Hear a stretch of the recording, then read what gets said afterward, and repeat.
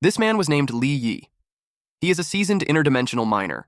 His daily job is to wear a hazmat suit and risk his life mining energy stones in another dimension. One of his colleagues said that the current month wasn't bad, and at that pace, he'd be able to pay off his parents' debt in a year or so. The guy added that if Yi would work in another 3 to 5 years, he could even afford a small apartment.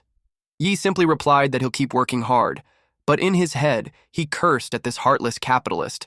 The moment he clears the debt, he'll leave at once. Working another 3 to 5 years? He wouldn't do that. In his mind, they should be the one. Exposure to radiation in the interdimensional zone gives normal people a 1 in 1,000 chance of awakening, but it's also fatal.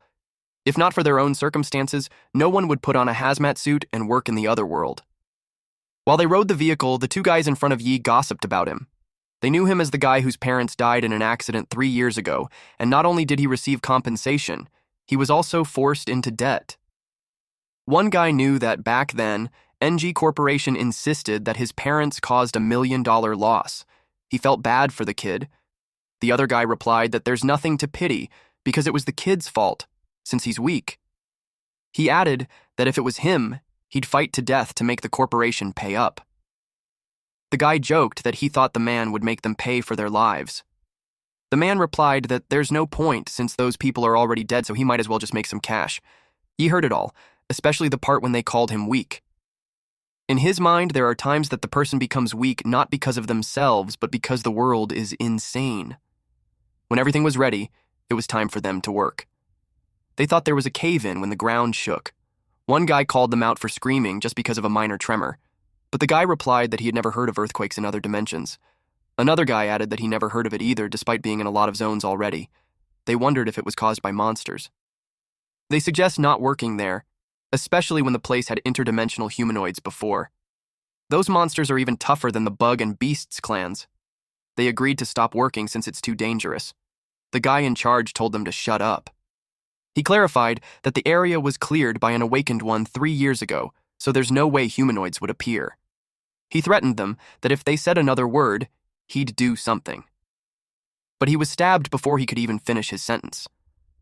They were all surprised when the supervisor got hit. Our MC froze in place. The supervisor coughed blood. The interdimensional humanoid arrives. They ran as the interdimensional humanoids chased after them. A lot of them were already hit. Yi knew that they were over 10 kilometers from the exit. He doubted that they would really be able to escape. It was totally beyond their ability to handle. His colleague was thrown at him and hit his back. They both crashed into a boulder. Yi coughed from the pain. When he got up, the others started the car already. He begged them to take him with them, but the car drove away. An interdimensional humanoid jumped on the car, and its claws pierced through the ceiling. The driver and the passenger were taken away, and the truck overturned. Yi realized that the interdimensional humanoids went after the people in the truck. Eventually, the truck exploded.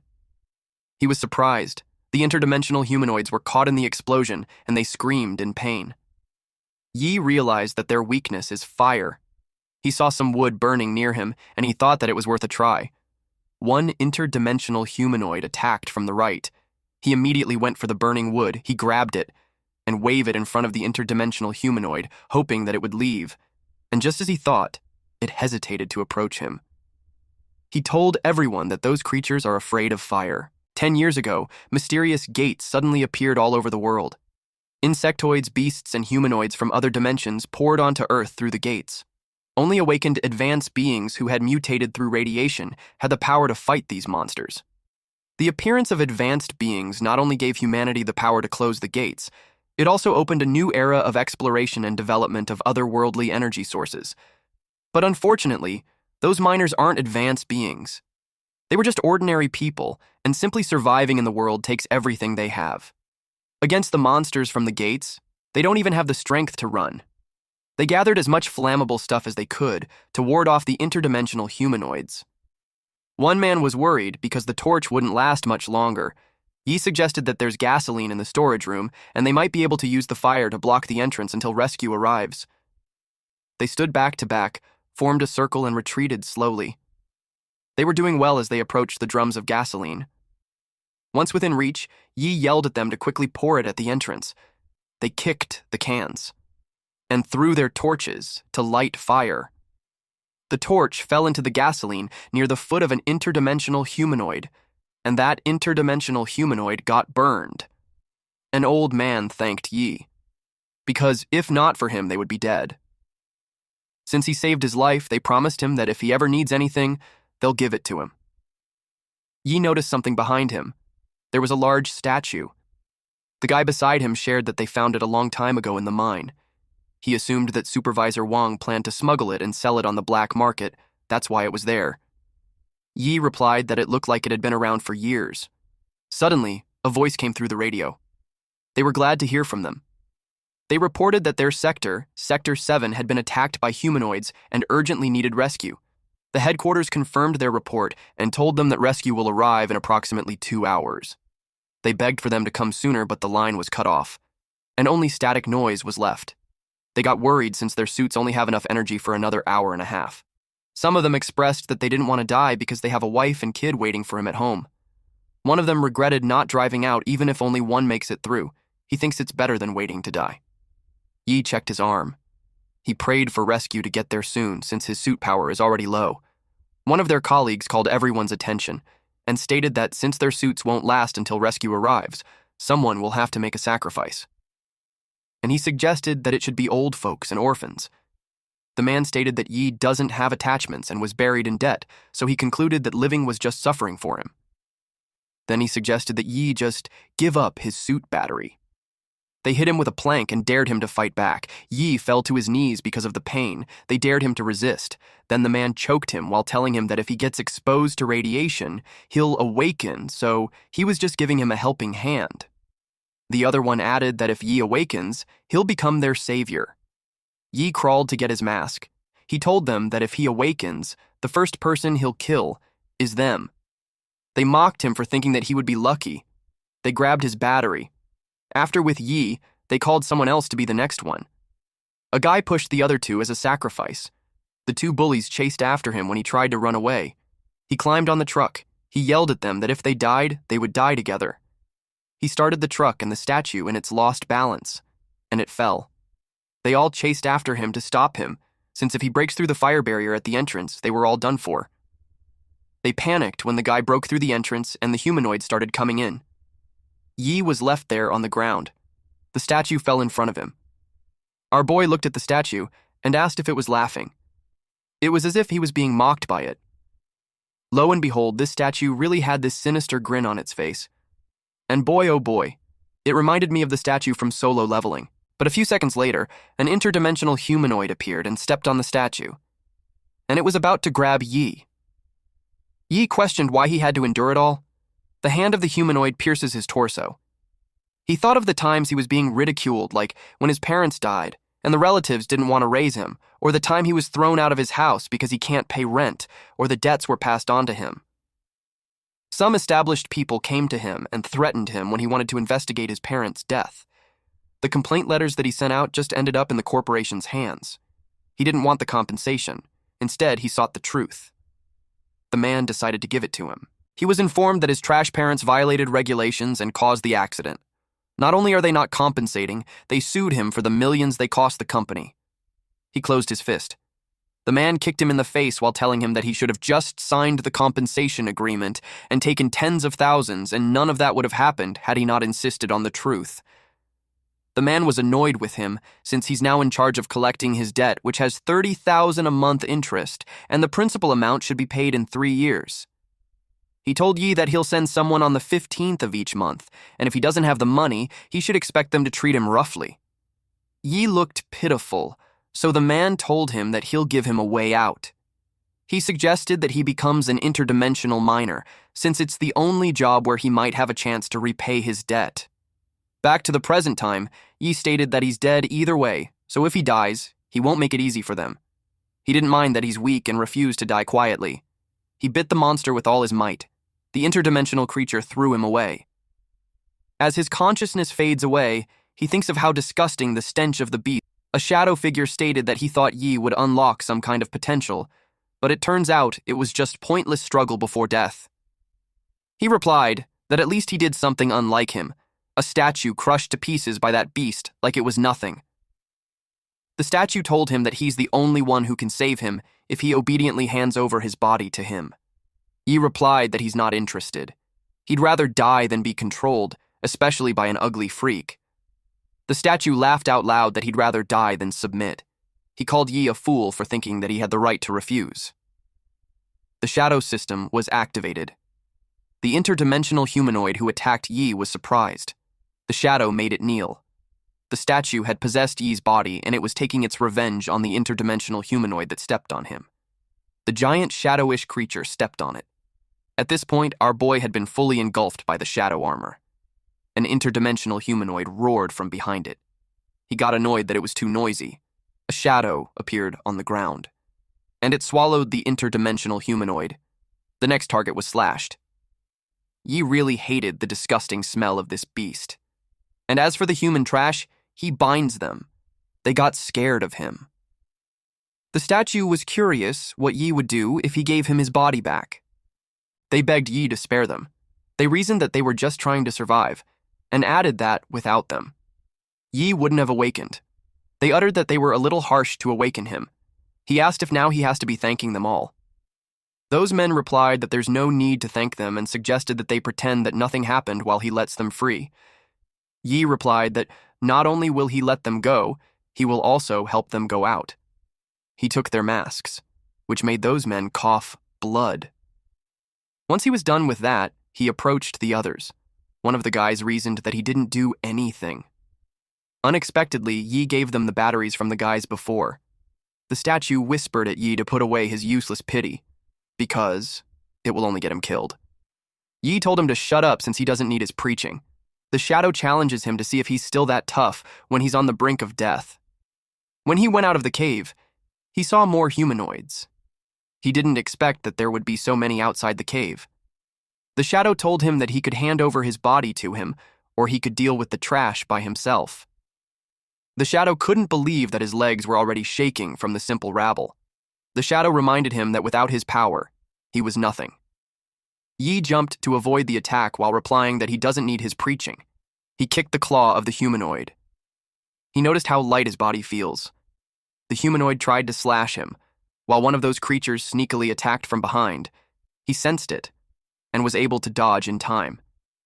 He could tell that his reflexes and speed have increased a lot. The statue was mocked when he already had the shadow system, but he's still weak and pathetic. Yi gathered energy on his fist, and told him to shut up. The humanoid creature was blasted away when Yi punched it. He was confused when his power increased so much, but he also knew that just using his body to attack wasn't enough to hurt them. He wished he had a weapon. And as if on cue, shadows gathered on his palm. To his surprise, a dagger was formed out of the shadows. He used it to see if it was effective.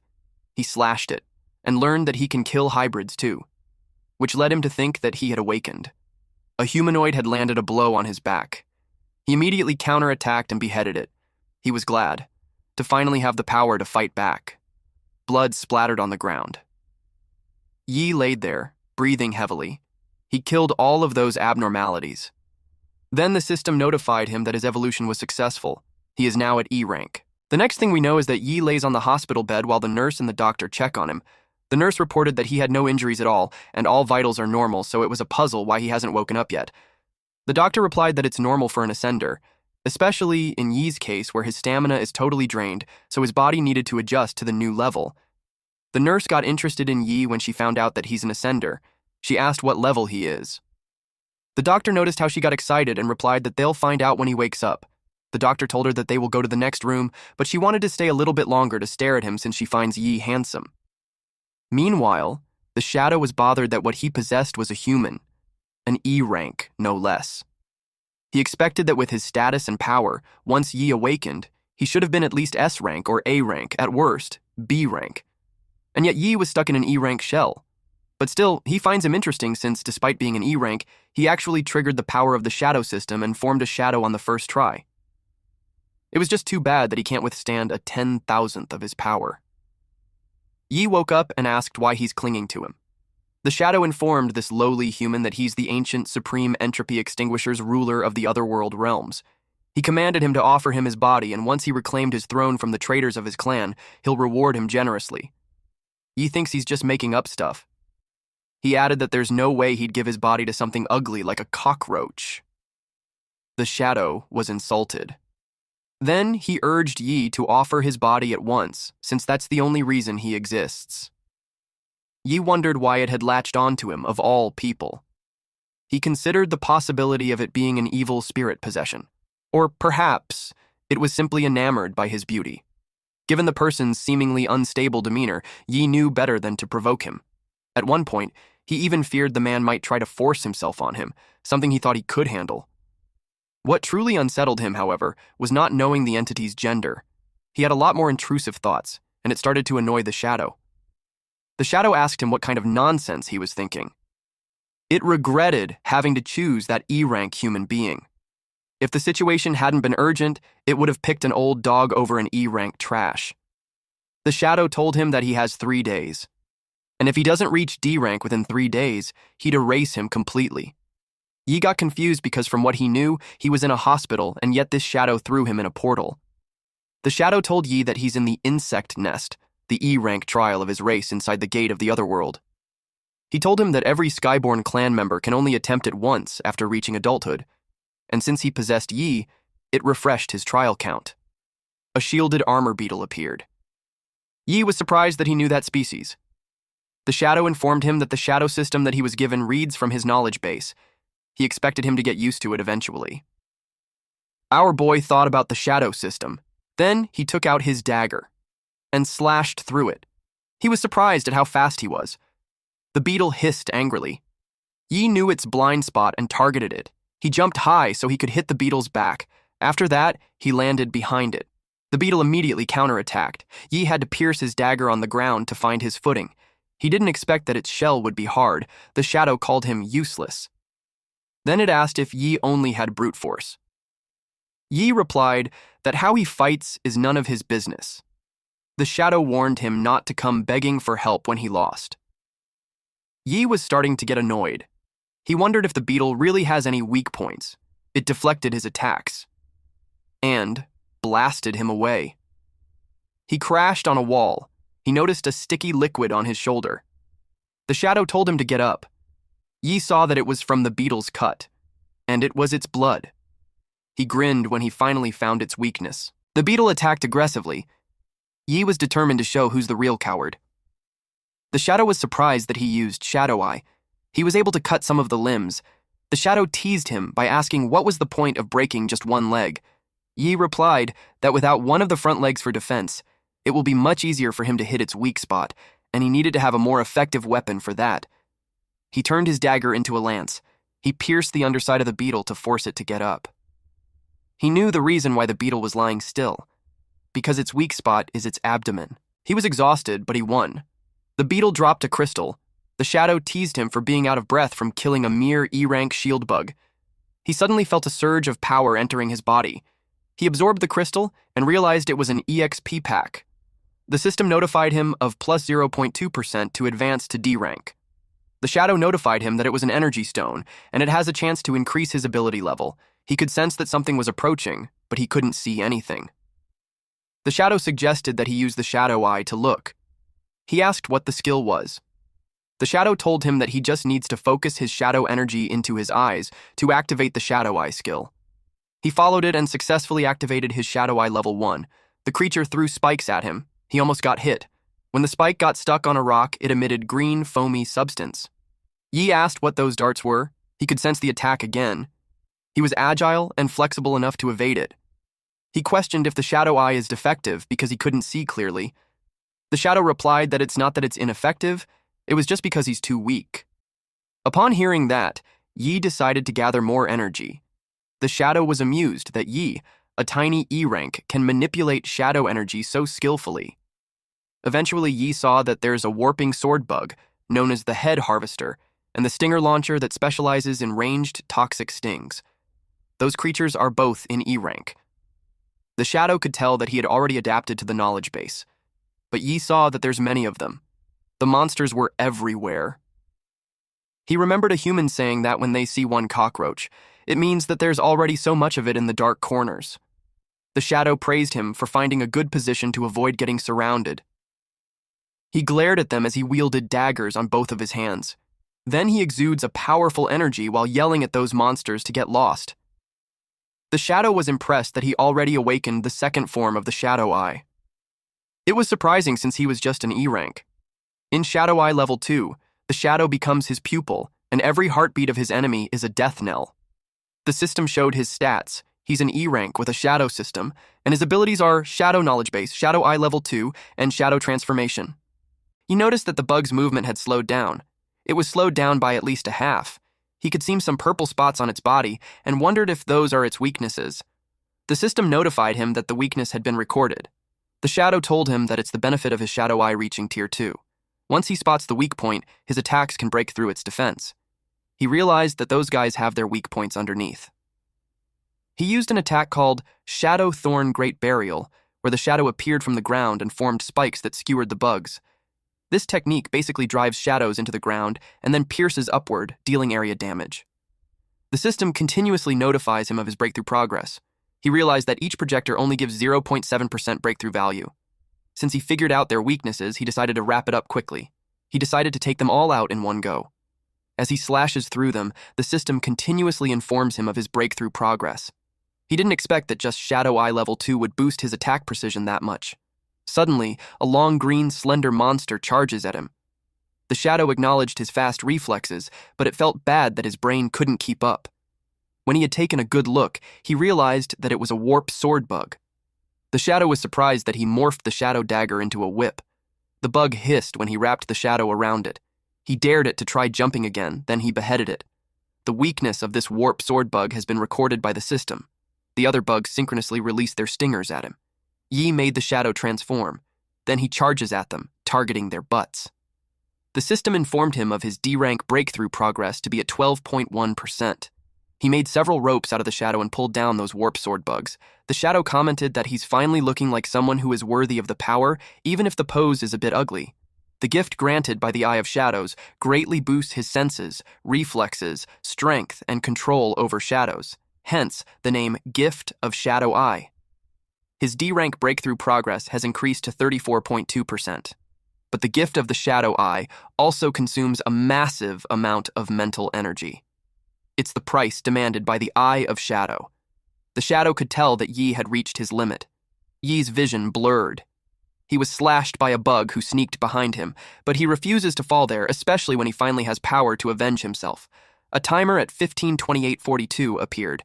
Yi thought of those NG group bastards who dared to cover up the truth about his parents' deaths and shamelessly forced him to mine to repay the debt.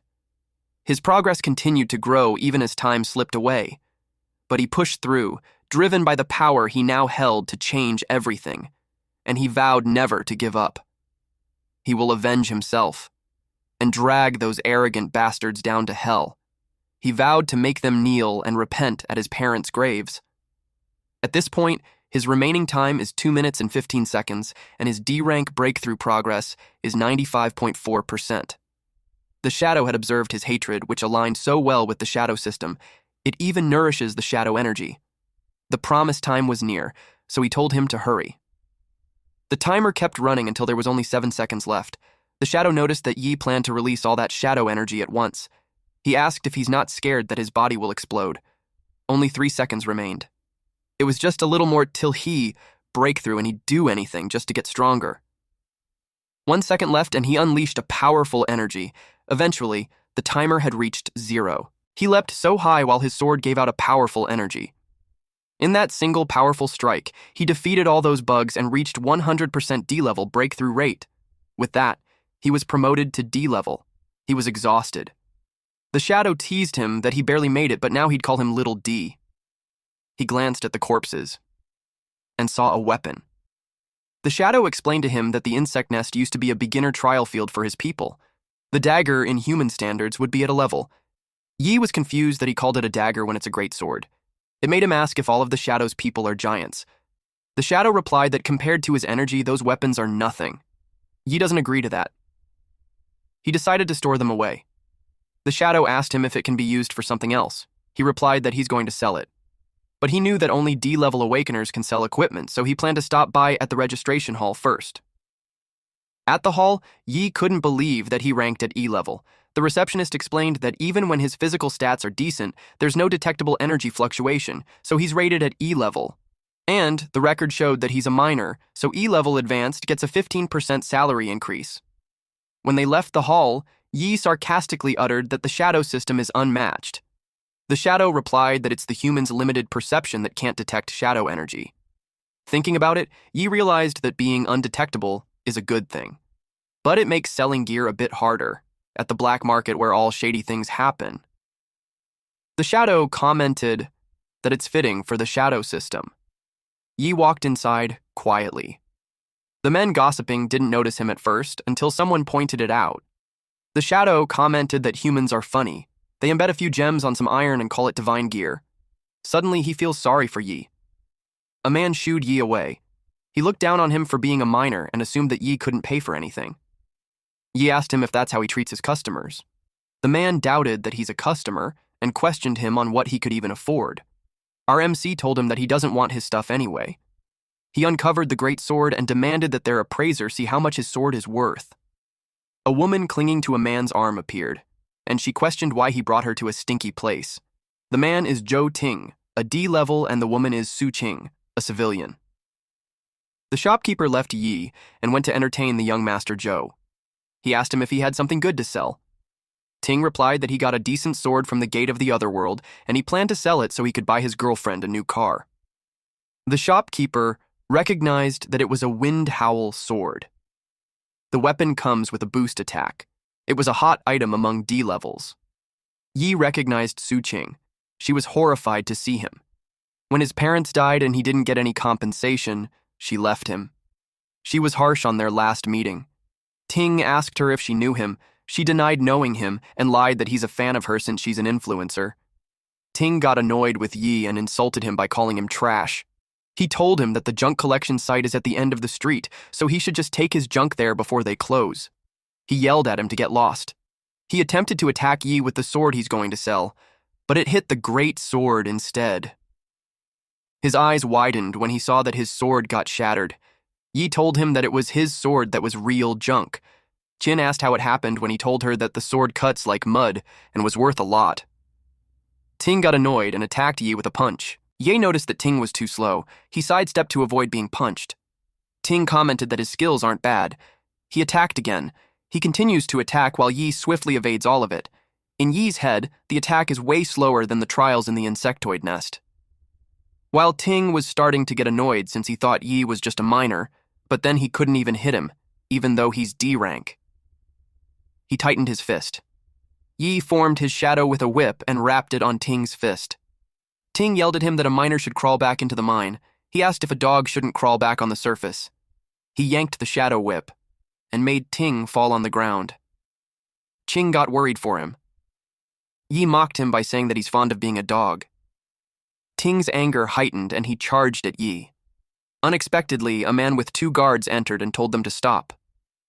Ting was surprised to see Boss Wang. Wang is a D rank and the supervisor. He told Ting that even if he's a longtime customer, fighting in his shop is going a bit too far. Qing defended that the damned miner broke Ting's sword, that's why it led to that. The miner caught Wang's attention. He asked if Ting's weapon really got broken by his hand. Yi explained that it was him who attacked first, so if he broke his sword, it wasn't his fault. Wang asked him if that was really the case.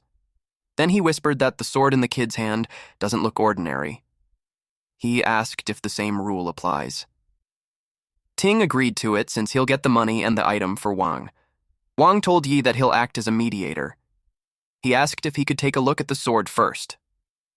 When he grabbed it, he was surprised. The sword weighs over 100 pounds, and Yi had lifted it so easily.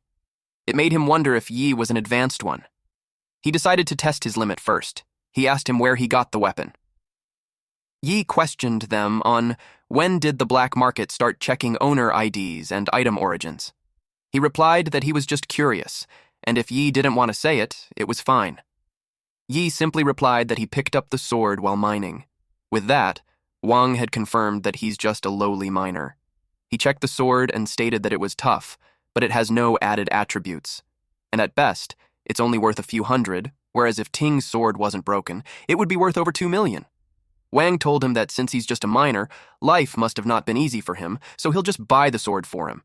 And he'll only have to compensate Ting with 2 million, and he'll cover the rest. He made it sound like he's doing Yi a favor. He stated that it was his good deed for the day. Then he asked Ting if he agreed. Ting accepted the condition since he stepped in. Qing told him that there's no way a miner could have 2 million, and she reminded him that he promised to buy her a car. Ting whispered to her that selling his organs will still get them 2 million. With that, Qing agreed to their plan. Yi could tell that they have it all planned out. Wang challenged him if he had a problem. He smirked and told them that the one with a problem wasn't just him. And then he started emitting the shadow's aura all around him. Wang's men attacked to cripple Yi. Wang stated that the pointless fight isn't worth his time. He suggested that they head to the waiting room and wait. Ting agreed to that, but to their surprise, a man went flying in front of them. Wang reminded this man named Biao to be careful, because if he breaks the merchandise, he won't be able to pay for it. Yi kicked the other 2 men. One went flying towards Ting. He kicked the man before he crashed into him. He commented that working the mines built up his strength. Yi told him that it's his turn. Qing wondered when he got good at fighting when he's a miner. Ting admitted that his moves aren't bad and he could take down a few nobodies. But he stated that in front of a D-rank advanced, he's just still trash. Yi raised his hand and slapped the shit out of him. It angered him since not even his dad dared to hit his face. He vowed to kill him. He threw a beam on his way and Yi blocked it with just his hand. He deflected it so well. That made Ting confused about what's happening. He described that it was like there's an invisible wall. Yi told him that since his dad didn't hit him, he'd do the honors to teach this ungrateful brat a lesson. Ting was scared and yelled at him not to get any closer. Qing couldn't believe that Ting, a D-rank advanced, could lose to a miner. Yi morphed the shadow into a spiderweb where Ting and Qing got caught in it. Ting realized that Yi wasn't just a miner. He asked if he's a C rank or B rank. He simply replied that he's an E rank miner certified by the guild. Ting couldn't believe that. He raised his hand, and Ting got nervous. Ting stated that he's a member of the Black Panther gang, and if he touches him, he'd be going against them. Yi knew that the gang was a loan shark. Ting replied yes. With that, Yi didn't hesitate to punch him continuously, while Qing screamed out loud. The impact of the punch blasted Ting to the wall. He coughed blood. Yi told them that he hated loan sharks the most. Wang attacked from behind. Yi pushed him away while telling him to get lost. Ting tried to settle the misunderstanding with 100,000 yuan. He asked if it meant that his face is only worth 2,000 per slap. Ting offered him 1 million just for him to stop slapping him. Yi knew they loved charging high interest, so he wanted that to apply to him too. He told him that the 50 slaps earlier were just the interest and now he's going to charge the principal. Ting showed him his black card and offered 5 million. He told him to take everything he got. Our MC saw that the card was an NG Group VIP card. He realized that the ones collecting the NG Group's debts and forcing him into the mines are people like him. After learning that, he decided to let Ting go and lure the snake from its hole. He took the card while saying that the Black Panther gang has squeezed millions out of him over the years, so with him taking the card, it was like returning the money back to its rightful owner. Qing helped Ting up while asking him if he was okay. He pointed out that she mentioned that he's just a miner. She reasoned that she had no way to know that she got powerful. He slapped her and blamed her for saying that he's a miner and causing him to let down his guard. He knew that his money wasn't easy to take. He called someone. The man on the other line just finished beating up people and answered his call. Ying called his brother Panther to tell him that he needs to stand up for him, because just recently someone stole the treasured sword that he was going to offer to him and even threatened to wipe out the Black Panther gang. Panther told him to send the guy's info. Panther's lackeys reported to him that they got the item. He also asked what they're going to do with those people. Panther asked him if there's any people there. They don't see those people as humans, so they replied no. And he cut up the bodies into pieces. Panther told the guy that the kid that Ting reported is his now. There was an entry on the Shadow Knowledge base, and it's about the NG Group. It is a massive multinational corporation and the main culprit behind the death of Yi's parents. The next day at the guild, a man approached Yi to ask if he could help him with anything. Yi answered that he's looking for a task that suits him, and E rank advanced. The other men who heard him told him that he's in the wrong zone since the lowest level of tasks in there are D rank. They laughed at him, saying that he's trying to get himself killed. Other people butt in, saying that it's funny that an E rank dared to talk big. One person added that E rank survive from depending on them like parasites. They told Yi to leave and wait outside for teams that will need him.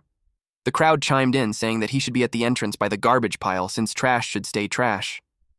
Yi was unhappy that the 5 million that he got was instantly taken away by those damned loan sharks. His priority now was to get a task. Someone walked in, and everyone felt an immense pressure. With that pressure, they estimated that the person was at least B rank. The aura of a B rank made it difficult for them to move. The woman had silver hair, cat ears, and a red aura around her body. Yi remained quiet while the others gossiped on why a B rank was there.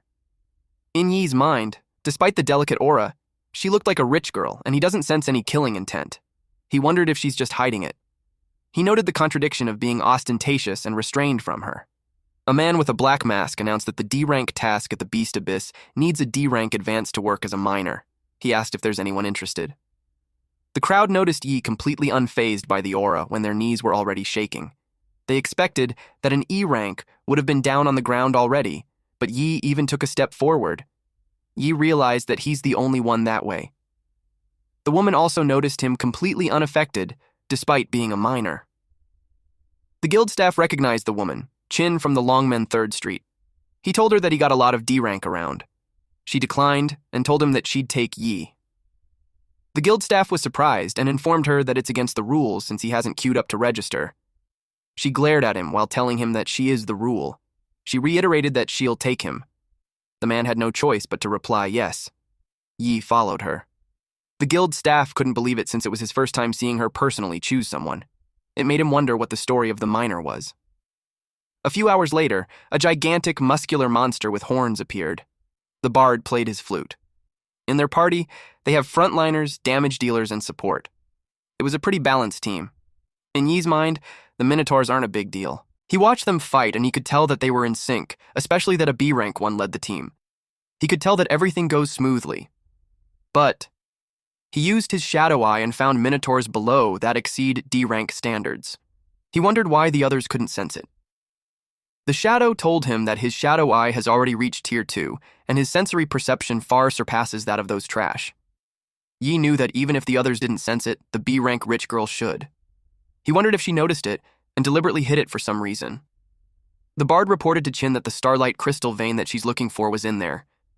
She told the miner to come with her. Yi couldn't believe her. She knew that it was dangerous, but she dragged the miner along. As they kept going, Yi noticed that the ominous aura kept getting stronger. It made him wonder if she didn't care if the miner or her teammates died, or was it because she believes that her B-rank power alone is enough to keep everyone alive? The ground shook. Then, out of nowhere, Yi and Chin fell on a pit. Luckily, they landed safely on the ground. Yi noticed something ahead. There was a D-rank Minotaur beast man. I saw her draw her sword. He anticipated her move. Her red aura formed eyes in front of her, but she didn't budge. She retreated behind him and told him that she'd cover him so he should go. Yi had to remind her that he's just a miner. She blushed. Her knees weakened and she told him to get out there. Yi couldn't believe her.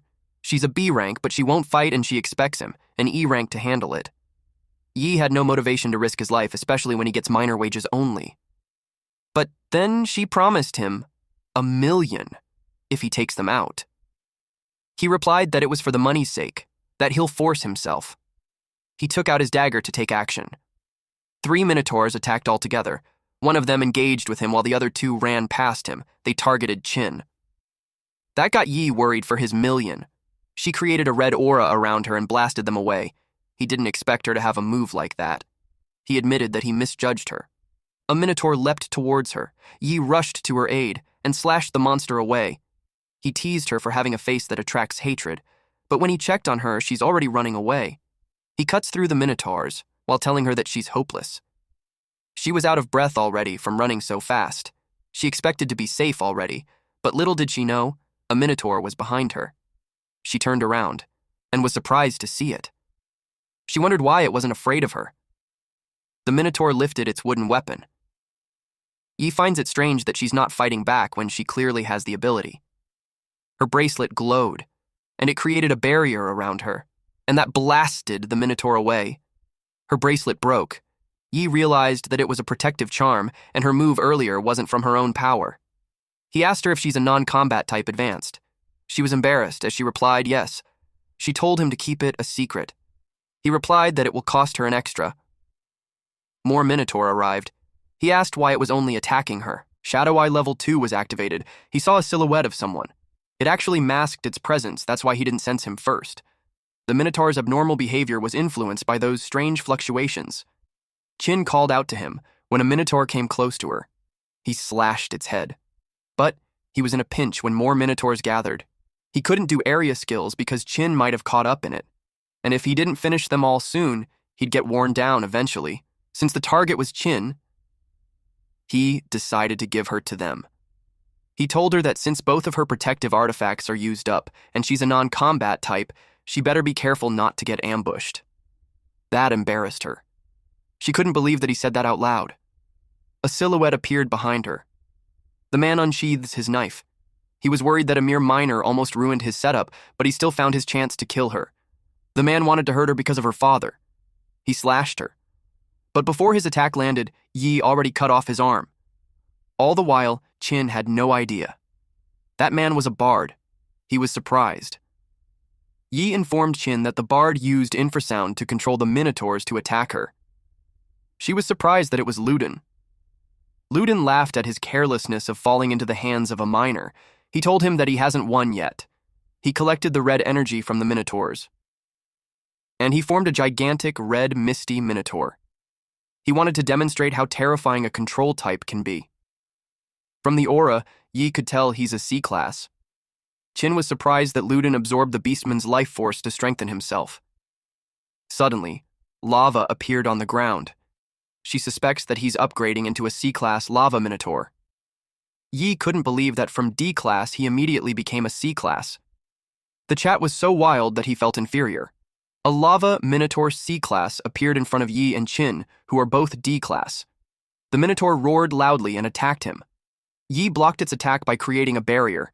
Its next attack was a powerful explosion. It was his first time encountering the destructive power of C-class. It melted his barrier. Qin noticed that he received some burns. The Minotaur raised its axe. Yi grabbed Qin's hand and dragged her away. She was surprised when the axe almost came close to her face, but then she realized it couldn't move. Its movement was restricted with the shadow rope. She asked Yi if he's a control type too. He told her that he can't restrict him for too long, so she better run. He instructed her to run as far as she could once she entered the labyrinth. She was confused that he's not coming with her. He replied that he had to buy her time to escape. She got worried for him. He told her to hide herself well, and he'll come find her soon. It's not that he personally cares about her, but to him, she's $1 million investment. Ludin, who became the lava Minotaur, searched for him. Yi appeared behind him. He asked where he hid Qin. Then he attacked him with his axe. Yi suggested that he take a guess. He was taken aback that Yi appeared behind him and slashed his leg. But Yi was caught off guard. Because not even the cracks in the rock can be broken through. Ludin laughed at him for being stupid since he used a knife on a stone. Then he counterattacked with a punch. Yi had a hard time dealing with the large area of lava. He decided to lure him into an open space. He ran and Ludin chased after him. While Ludin charges forward, he asks if running is all he can do. Yi activated the Shadow Eye. He believes that no matter how strong he is, there is still a weak point. Ludin planned to kill him first, then he'll search for Qin. He yelled at him to die. Yi found his weak spot. He targeted that. He focused on it. Ludin told him that he knew what he's up to. He added that his little tricks are useless. Yi was overwhelmed with his incredible power. He couldn't believe that it was just C rank. Yi was backed on a wall and Ludin rushed straight towards him, but he just stood there waiting for the right moment. Ludin was amused that he's not running anymore. He also finds it funny that he's attempting to slash him again using daggers. He yelled that the piece of scrap metal could only tickle him. Yi waited for him to attack again. And he did, and it gave Yi the chance to target his weak spot. It was at the center of his back, but then it glowed brightly. Yi was caught off guard. The lava-like spot in his back was so hot that even the shadow energy can't fully block its heat. Yi commented that he's smarter than he thought. He realized that the guy knew how to protect his weak spot. Luden had no idea how Yi figured it out, but he confirmed that it was his weakness. He was confident to share that, because knowing it doesn't help Yi at all since the spot has temperatures over 2,000 degrees Celsius. He bargained that if reveals where Qin was, he'd spare him his life. Yi replied that he doesn't trust traitorous scum who sell out their own. It angered Luden. He yelled out loud, "You have a death wish!" Luden attacked using his axe. He challenged Yi to stop dodging if got guts. Yi made his shadow morph into a chain blade. Luden was caught off guard, so he teased him for dodging too. He found the chance and made the shadow morph into a rope. He targeted the weak spot. His shadow almost hit him, but it melted. He's starting to get annoyed. Meanwhile, Luden laughed at his useless attempt. He told him to give up his useless struggle. Yi notices that he's burning through too much of his shadow energy. It wasn't a good state, so he wondered if he should ask Qingtian for help. He decided not to. He was firm that even if it kills him, he won't let him take control of his body again. In addition to that, he knew that if he killed this C rank, he'd gain tons of EXP, so it was a golden chance that he didn't want to waste. He went for the blind spot again. Yi strongly believes that he's able to break through. He gave it his all despite being burned. The tip of the dagger had touched the burning spot. Luden yelled out loud. He was notified that HP was nearly depleted, and Berserk Rage was triggered. His attack, critical rate, and speed increased by 200%. Yi was confused as to why he suddenly went berserk. He was blasted away, which made him crash to a wall with a powerful impact. Luden didn't expect that a filthy miner would push him that far. Yi was burned from his attacks. He decided to end their fight now. Unexpectedly, Yi felt something in his body. He had no idea why the shadow energy became stronger than before. Qingtian told him that the energy had always been in his body. It's just that his body couldn't draw it out before because it hadn't been tempered by extreme heat. He told him that he accidentally hit the jackpot and unlocked a new form of shadow energy. Yi notices that the shadow energy is healing his wounds. Qingtian informed him that it's more than just healing. Luden noticed that too, and that his aura became creepier than before. He couldn't let him recover any further. Yi stepped back to avoid his attack. Luden couldn't believe that he could keep up with his triple speed boost. It made him question if he's really just an E rank. He decided to flood the whole place with lava so he won't have anywhere to run. As the lava splashed throughout the area, Yi just stood there. Luden was confident that the lava would turn him into ash. But to his surprise, Yi could stand in the lava without problems. He used shadow enhancement. The basic form was already strong, so it made him curious what the top level would be like. He teased Luden by calling him Boiler Boy and telling him that the heat was too low. Luden couldn't believe it. Yi pointed out how he was enjoying hacking and slashing until then. But now, it was his turn to counterattack. Yi charges again.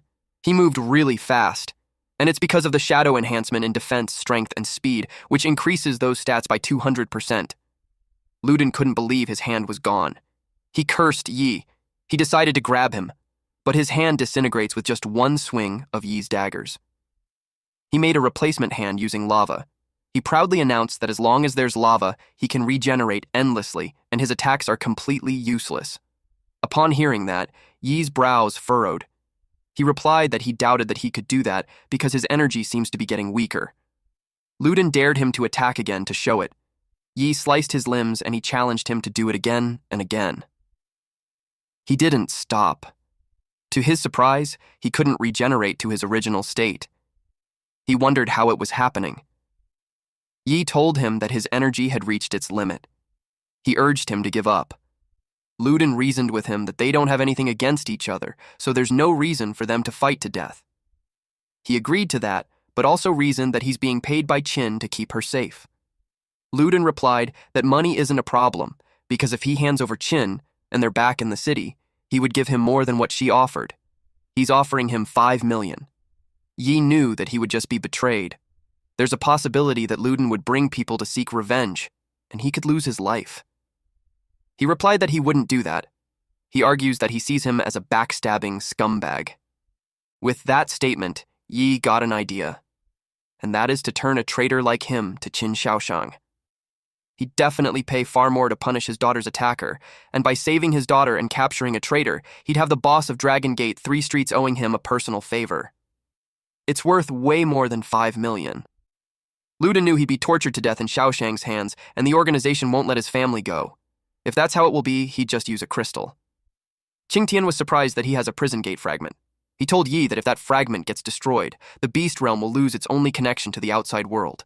The portal will vanish, and they will be trapped in there forever. Luden expressed that Yi had forced him to resort to that. A trail of light passes through Luden's hand. It was Yi. He grabbed the fragment and stabbed the weak spot, which made Luden yell out loud. His body got slashed all over, and he fell on the ground. After that, the core was pulled into Yi, which gives him a skill upgrade. Shadow Sense 2 became the ultimate Shadow Sense. A rumbling sound followed. Qingtian informed him that without the lava and Minotaur's energy keeping it stable, the beast realm is collapsing.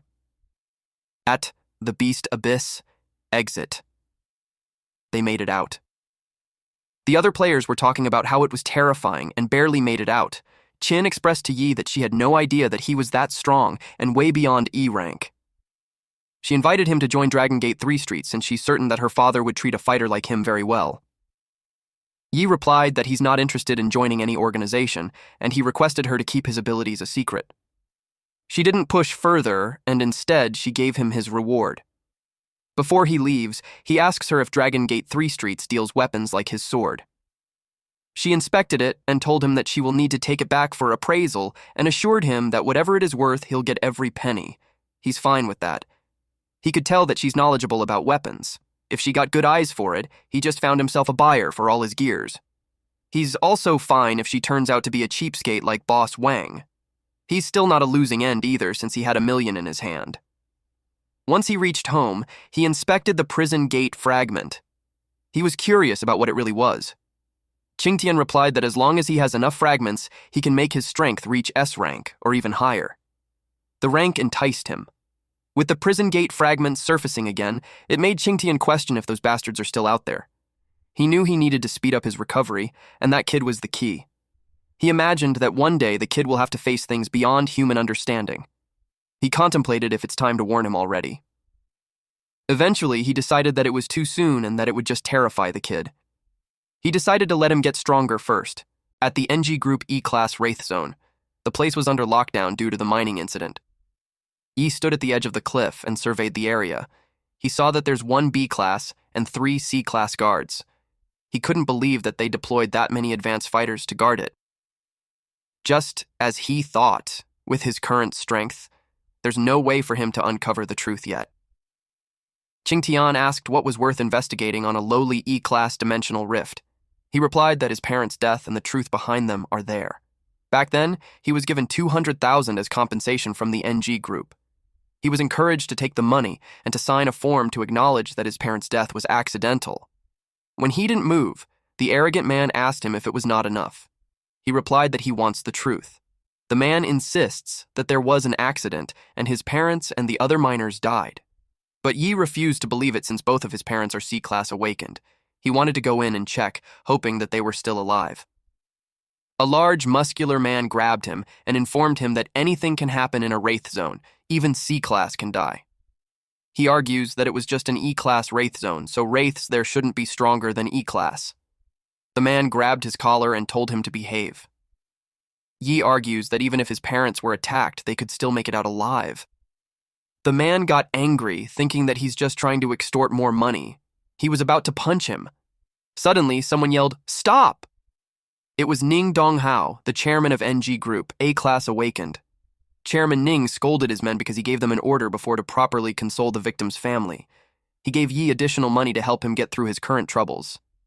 Yi insists that he doesn't want the money since he just wants the truth. He promised him that they will investigate thoroughly and give him a proper explanation. Yi believed him and expected that the truth would come out soon. But instead, they framed his parents as thieves and handed him a bill for millions in damages. Qingtian commented that no matter what the race is, the weak are still oppressed. He advised him to gather more rift gate fragments so that once he's strong enough, uncovering the so-called truth will be as easy as saying it. Yi was silent, but Qingtian heard his thoughts. He blamed Qingtian's shadow energy for being unpredictable, leading him to be classified as E-class. And he questioned him since he's saying that he will take over his body, but he's helping him level up. He questioned if he's good or bad. He thought that if he had proven that this guy was crazy, then his claim to raise him to S-class would just be lunacy. Qingtian told him to stop, and expressed that if he didn't find any potential in him, then he wouldn't even bother with him.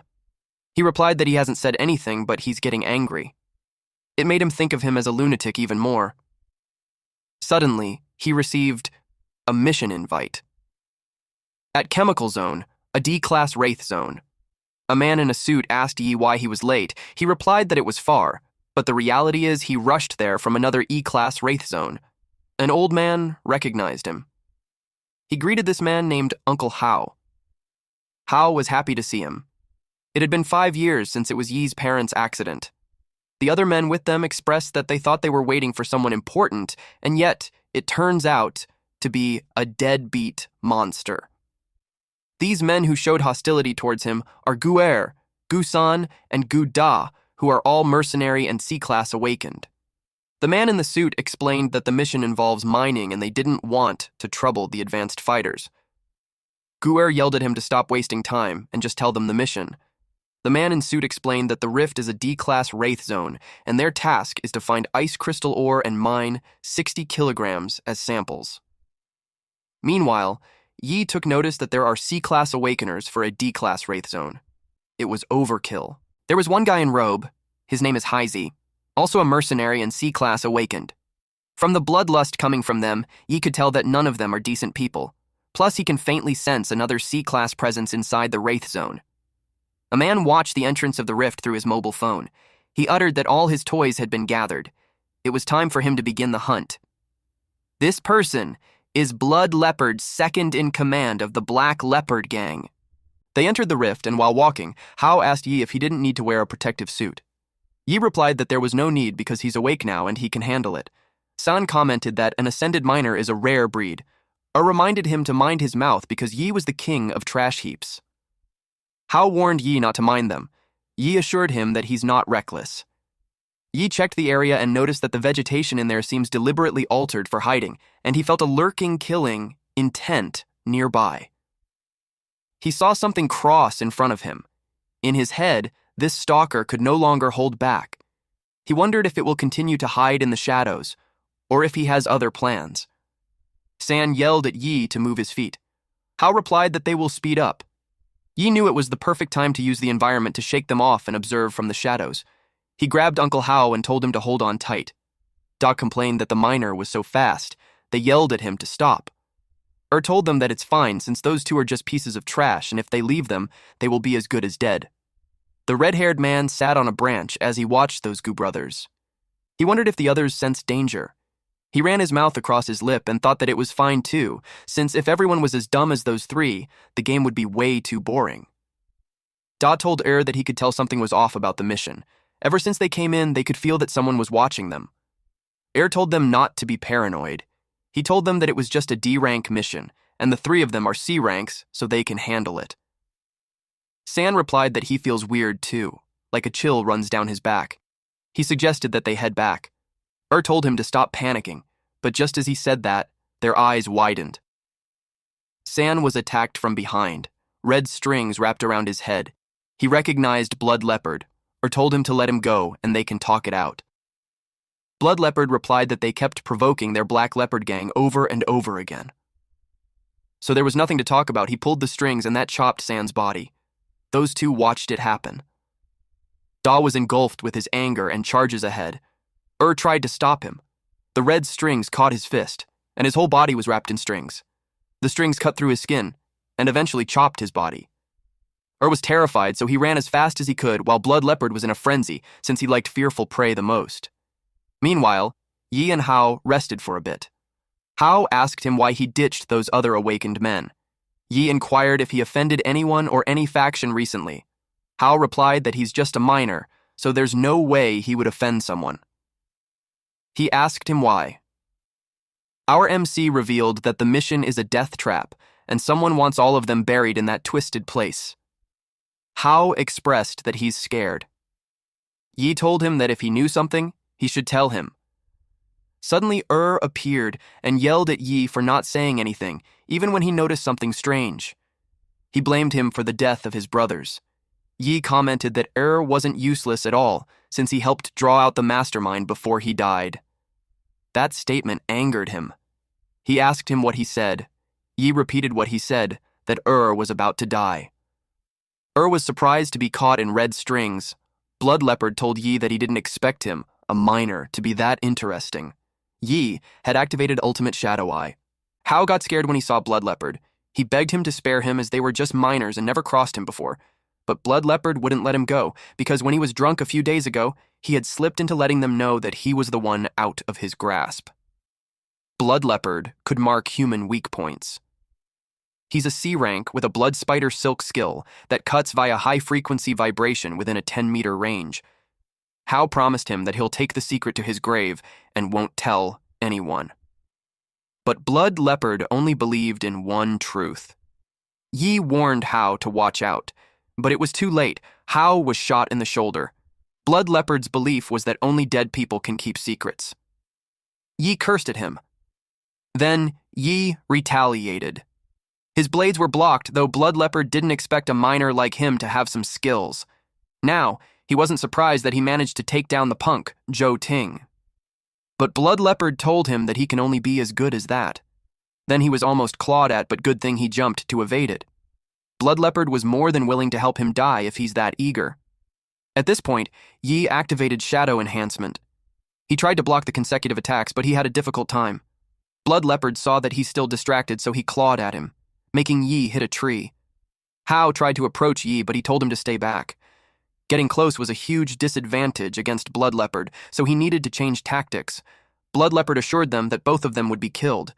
Yi responded that he doesn't know yet who would die first. He activated the Ultimate Shadow Eye. He used a Shadow Morph Dagger, but it was all countered. Blood Leopard taunted him by asking if that was all he got, but he had more tricks on his sleeve. Blood Leopard was amused that he had a lot of tricks for a minor, but too bad, he was just an E rank. Suddenly, Gu-san appeared from the ground, and then he wrapped his snake-like body around Blood Leopard. Blood Leopard expected him to wait until the end to make his move. Too bad for him, his skill was his biggest weakness. Because close combat is Blood Leopard's domain. Red strings wrapped around Gu's head and the neck, and he was sliced to pieces. Yi was overwhelmed that the C rank was taken out just like that. He was way weaker than him, so he shifted his focus on getting out there first with Hao. But Blood Leopard wouldn't let them escape. The night deepened. Yi treated Hao's wound first. He promised to find a way for him to get out later. But Hao encouraged him to just go on his own because dragging him will only slow him down. Yi probed what exactly he did for Blood Leopard to want him dead so badly. He revealed that it was because he discovered the truth about his parents' death. Yi's expression changed. In a serious and firm tone, he probed about it further. Yi yelled at Hao to tell him what he knew. Hao admitted that he wasn't sure at first, but now that Blood Leopard had come to kill him, it confirmed that there was something wrong with Kuishi Hao. He shared that before the mining accident happened back then, his father suspected Kuishi Hao was conducting dangerous experiments in the mining area.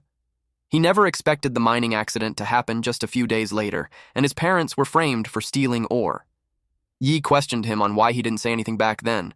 He admitted that he was scared. After all, he was just a minor. He couldn't afford to lose his job, especially when he has a family to support. Yi was disappointed in him for just standing by, while his parents suffered such injustice. The guilt ate him up that he had too many drinks and slipped that to someone, bringing that fatal disaster on himself. Suddenly, Blood Leopard showed up and unleashed his strings.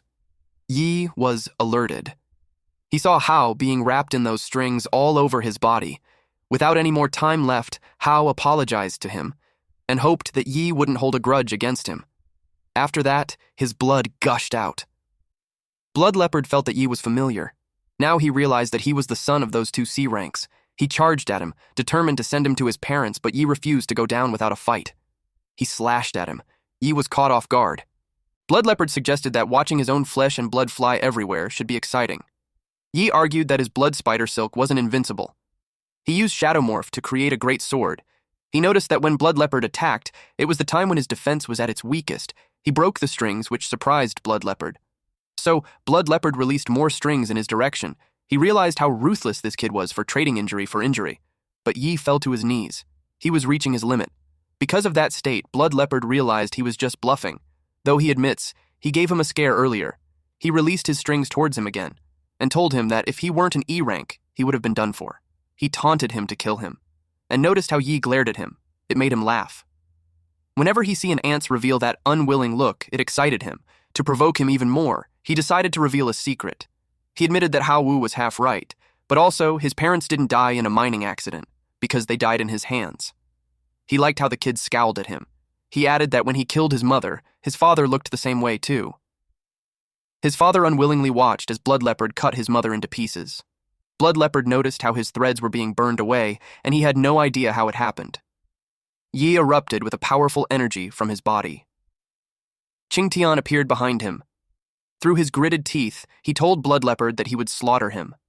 Just as Qingtian expected, Yi could use hatred to stimulate the shadow energy in his body. There was a surge in internal shadow energy detected, and it initiated correction. When the level correction was complete, C-rank shadow enhancement leveled up to Tier 2. He also awakened a new skill called Shadow Jaunt.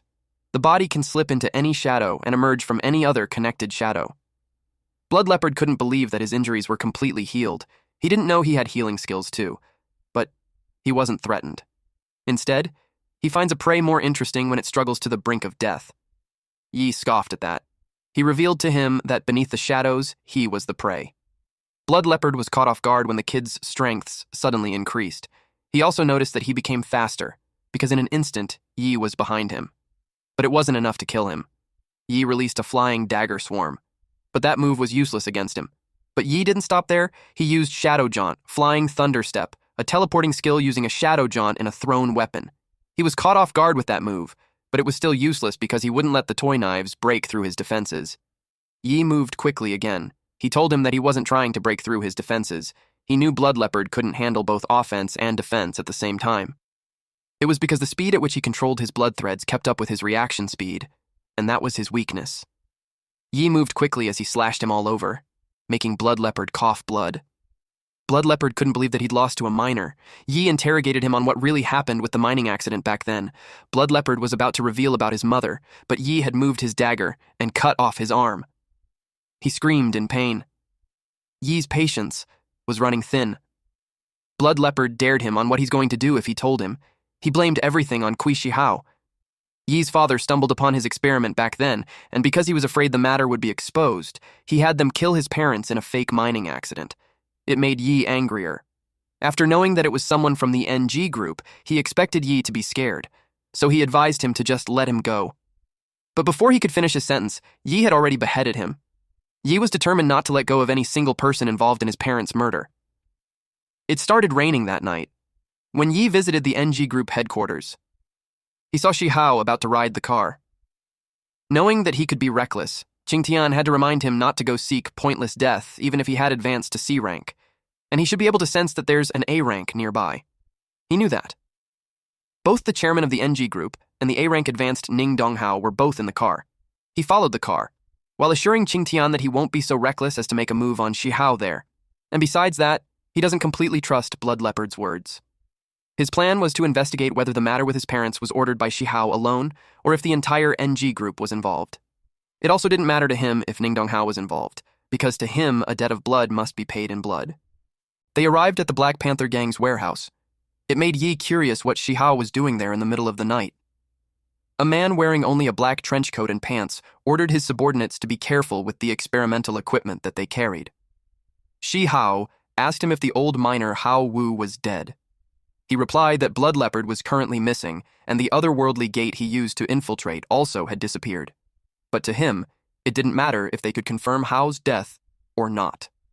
Shihao wondered what had happened when Blood Leopard was a C rank. The man in black trench coat suspected that he underestimated his enemy. Among the people he killed were 4 C rank advanced.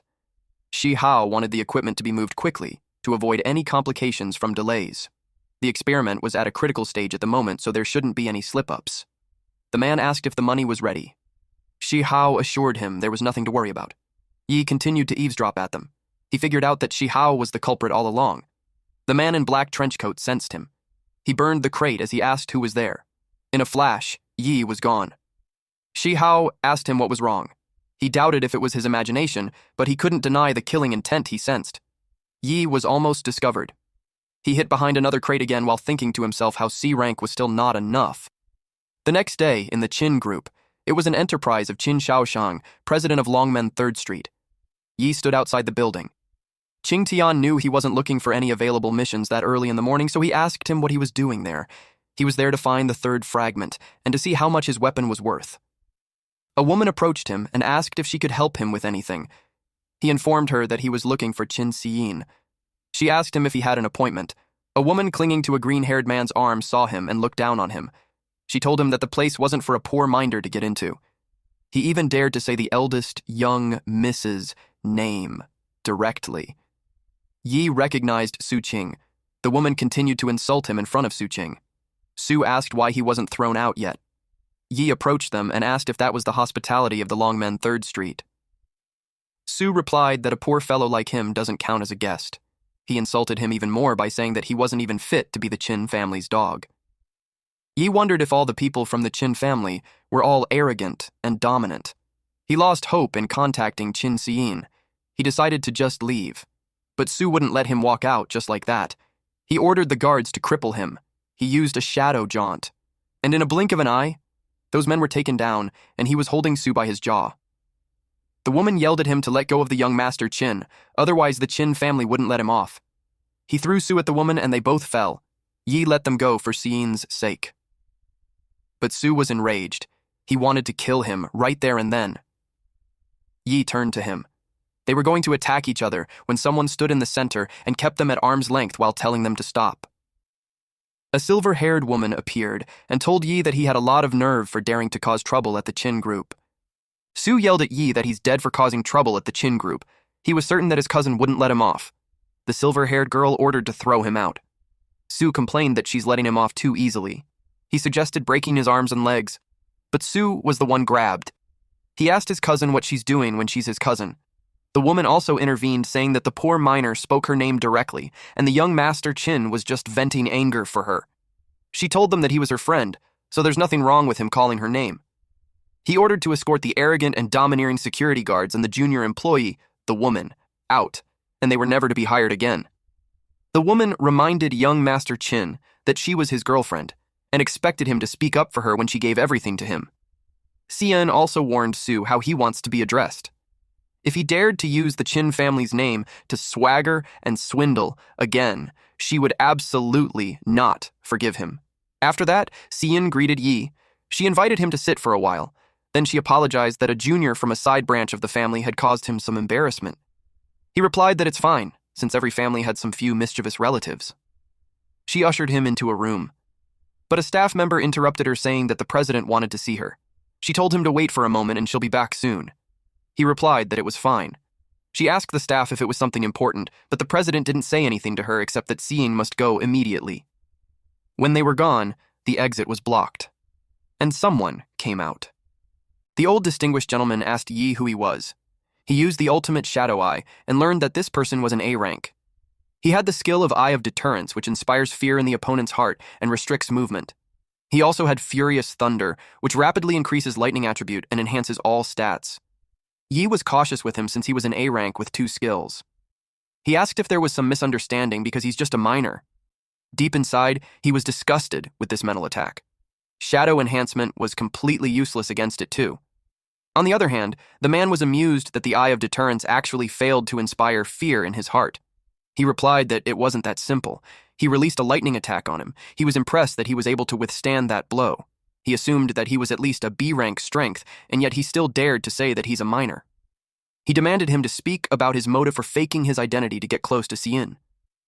Before he could finish his threat, someone spoke his name, Qin Shaoshang, loudly. It was Xian. She pinched his ear and got mad at him for calling her away on purpose, just so he could interrogate her friend.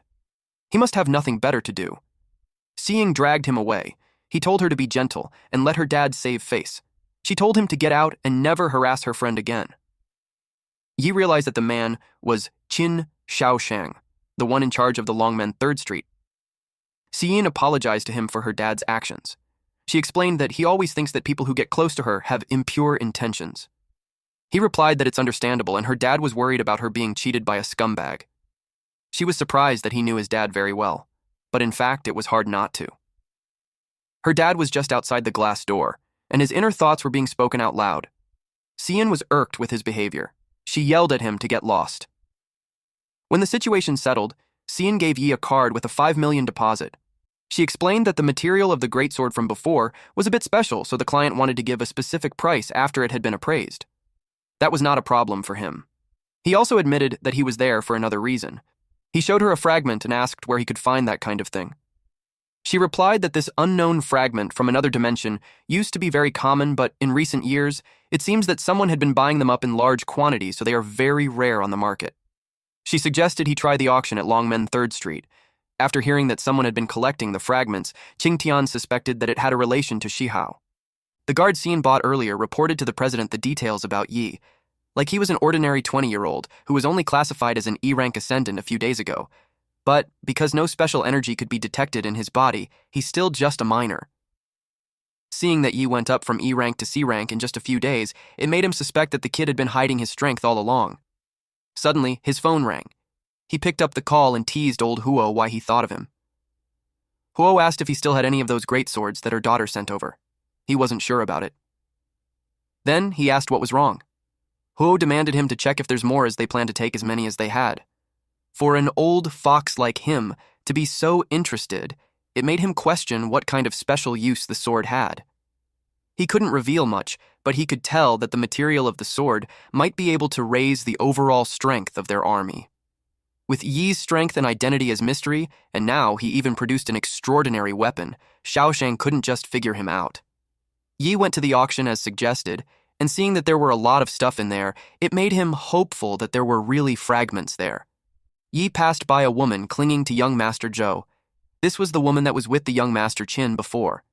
She claimed that it was the young master who was pestering her, and she even left her job at the company just to get away from him. The man promised to take care of her. She hugged him for being so good to her.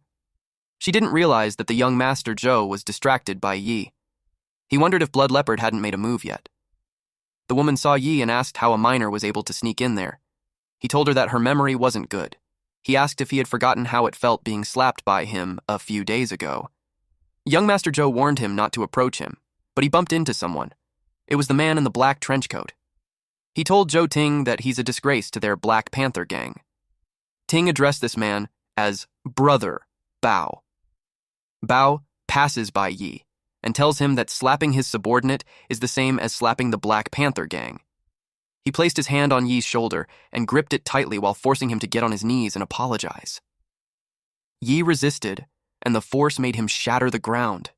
He would never do that. Bao didn't expect a kid like him to be so tough. Ting pointed out how he doesn't know his place for offending Bao. Xiyin arrived and reminded the Black Panther gang that they were in the Dragon Gate 3rd Street. They would be welcomed if they were to spend money. She warned them that if they wanted to start a fight, they would be happy to oblige. Bao apologized. And they head to the auction. Xiyin asked Li if he's all right. He replied that he's fine. When they were away from them, Bao asked Ting what the kid's background was and how he ended up on his bad side. Ting replied that he's the guy who stole the precious sword meant as a tribute for him and even boasted about wiping the Black Panther gang. Bao was surprised at what he heard. He grabbed him by the collar and asked if he's certain. Shihao appeared and asked Bao what was wrong. They glanced at Yi and reported that the kid was one of Blood Leopard's targets, and he was puzzled that he's still alive. It made him think that the kid killed Blood Leopard, but Ting thinks it was impossible because he was just a piece of trash. He couldn't imagine him being a match for the second in command. Yi noticed Shihao. Shihao recognized him. He remembered him as a timid kid back then. It made him curious how he got involved in Xiyin. Yi asked Xiyin why she came too. She replied that it was because her dad suddenly wanted to see him. He got slightly worried that he's going to attack him again. She assured him that since she's with him, her dad wouldn't dare. Shihao approached them and stated that he didn't expect to run into them. Yi replied that he's just a minor character forced to work in the mines to pay off his debts. He passed by them, saying that he wouldn't associate himself with a high-level executive from NG Group like him. He replied that the decision on how to handle his parents' case was made by the higher-up, and he wanted to help him, but he was powerless, and his words carried no weight. Yi noticed how he absolved himself from the responsibility. He pointed out how Shihao would know the truth in his own heart. He also told them that Hao had a message for them, that truth will always come out, and if they do too many wicked things, they will face retribution. Bao yelled at him that he needs to be taught a lesson. Shishao stopped him because it was Xiaoshang's territory, so they couldn't make a move there. But since the kid knew something that he shouldn't, they would need to send someone to take care of him. Bao understood and would arrange it right away. Xiyin brought Yi to her dad. While they went inside the room, the host announced the beginning of the auction. Since it started, Xiyin left him to chat with her dad first, and would just advise him if anything comes up. He thanked her for that. He wondered what the president summoned him for. Xiaoshang was direct to the point. He asked if he had any more weapons like the one he commissioned Xiyin to sell last time. Seeing that Xiaoshang sought him out specifically, he could tell that he really wants the weapons of the Entropic clan. But he was aware to hold something back since it was not safe to take out many at once, and it would also affect the price. He replied that he came across the weapon by chance, and he had 2 more with him. Xiaoshang offered him another 40 million, so including the previous one, he would have 45 million. He acknowledged that 15 million per weapon was not a low price. However, he also pointed out how weapons for people like them were life-saving items. Xiaoshang asked what he was suggesting. He wanted 25 million for each weapon. Xiaoshang was caught off guard. It made him annoyed. The kid had guys. Suddenly, Xiyin appeared to inform him that the item had appeared. Then called Xiaoshang's name in warning. He had no choice but to comply and transfer the remaining 70 million at once. Then, Xiyin pointed at the item that Yi wanted. Meanwhile, Xiaoshang was cursing the kid in his head. The host announced a bid of 7 million. Then it increased to 10 million. Participant number 6 then offered 15 million. Yi was able to confirm that they really do have the fragment. He had over 70 million in his account, and he expects it to be enough to win it. He bids 30 million. He did that to intimidate the others, but still, losing 30 million hurted him. The host asked if there's anyone bidding higher than 30 million. Bao saw Yi beside them. He wondered why the kid would be bidding on that thing. 30 million was about to be locked in until Shihao bids 50 million. He challenged the kid on how much money he could spend to compete. After him, Yi bids 60 million. Xiaoshang told him that it wasn't worth the price. He advised him not to bid again, and to prevent him from squandering the money that he just got his hands on. Xiyin agreed that the guy was just deliberately driving up the price. In the past, 10 million was already a sky-high price for the thing. But Yi was determined to fight Shihao for it. He expressed that he's wondering if between the Qin group and the NG group, on who among them were more abundant in financial resources. Xiaoshang confidently replied that it would be his Qin group, but he had no reason to help him. Shihao bid 70 million. Then Yi replied that it was because he had the sword and showed it to him. Xiaoshang took those two at a previous price, and with the little bit of money Yi had, it still wasn't enough to compete. He replied that it wasn't the president's concern and assured him that he can naturally produce the corresponding quantity. Xiaoshang suspected he had a few more. The host called for the 70 million going once. Xiyin pinched her dad's ear and scolded him for being fussy over a little bit of money. She promised him that if Yi couldn't pay it, she'd pay him back. The announcement called for 70 million going twice. Xiyin dragged Yi out to make him move fast, since the old guy was about to snatch it. Deep inside, Yi couldn't fathom the world of super rich people. 100 million was just a small change for them. He bids 100 million. Number 2, Shihao bids 200 million. He was determined to get it because it was of great use to their project. Yi counterbid with 300 million. They continued to bid alternately until it reached 500 million. The other people started to think they're crazy for fighting over the fragment. It made them wonder if the fragment was truly valuable. One of them suspected that it was just a battle of ego and not about the item itself. Bao was annoyed that the kid was clearly working against them. Shihao replied that he's not qualified yet. Then he dropped 1 billion. The room fell silent as the host announced that number 2 bids 1 billion. Xiyin could tell that the bad guy was provoking them. Yi knew Shihao wouldn't lose that much money based on just impulse. Xiaoshang advised him to think it through. He asked him if he could really take out weapons equivalent to that. Xiyin intervened, saying that she's going to cover the cost. She urged him to bid quickly. He bids 2 billion. Then he looked at Shihao with a smug expression on his face. Bao started to question where the kid is getting so much money. At this point, Shihao was already furious. He knew Xiaoshang was the source. Otherwise, the kid wouldn't have 2 billion. The host announced 2 billion for the third and final time. And, eventually, he congratulated participant 9 for winning the bid on the unknown fragment. Xian was truly happy for Yi. He asked her if she really needed to be that excited. She replied that she loved seeing bad guys get humiliated. Xiaoshang cleared his throat and expressed that Yi had his fun bidding. And even after deducting the previous amount, he still needs to produce over 70 more. He confirmed if he can really produce the corresponding number of weapons. He replied that things are precious when they are rare, and when there are too many of something, the price naturally can't be calculated by the previous standard. He snapped his fingers and surprised them with over 100 swords. It should be enough to cover the 2 billion fee. Xiaoshang was amused by how straightforward this kid was. He liked his strength and temperament that he could imagine working under him. Xian called Yi's attention and told him that if he had something fun going on next time, he should call her. Xiaoshang didn't like that, though.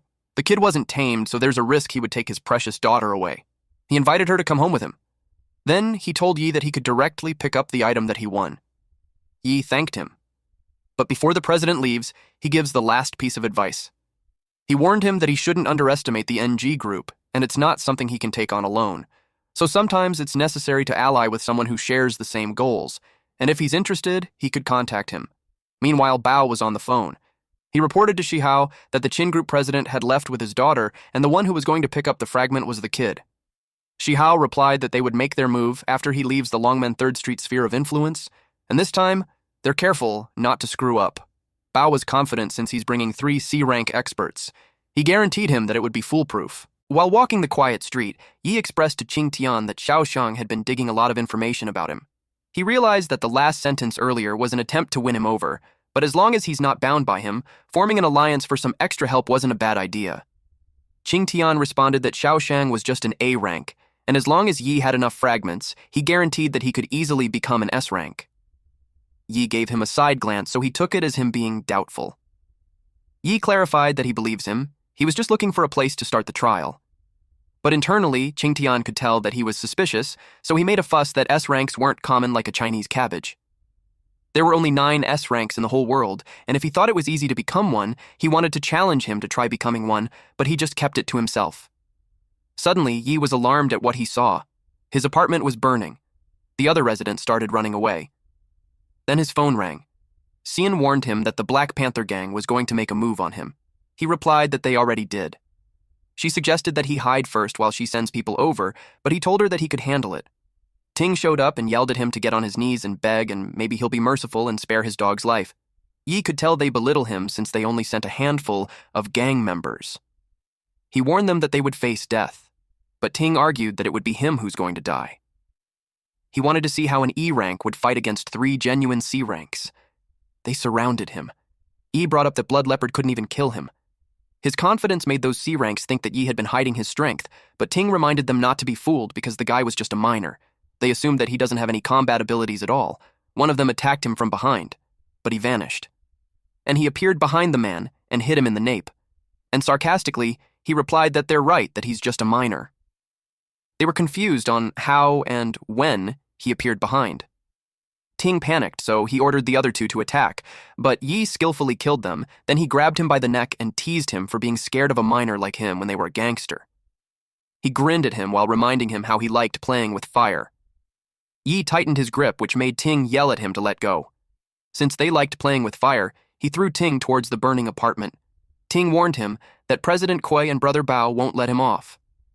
He fell right into the fire. Yi replied that he's going to send them down to him very soon. Just right after that, Xian with her bodyguard arrived. She asked him if he's all right. He replied that he's fine because he only received a few minor scratches. She asked him what he planned to do next. Since they made the first move, he'd have to strike back. And she was determined to help him. He asked why she's helping him. She had been annoyed with the Black Panther gang for a long time, and now they even dared to attack her friend. And he's one of the few friends she has. She blushed as she admitted that. It made him smile.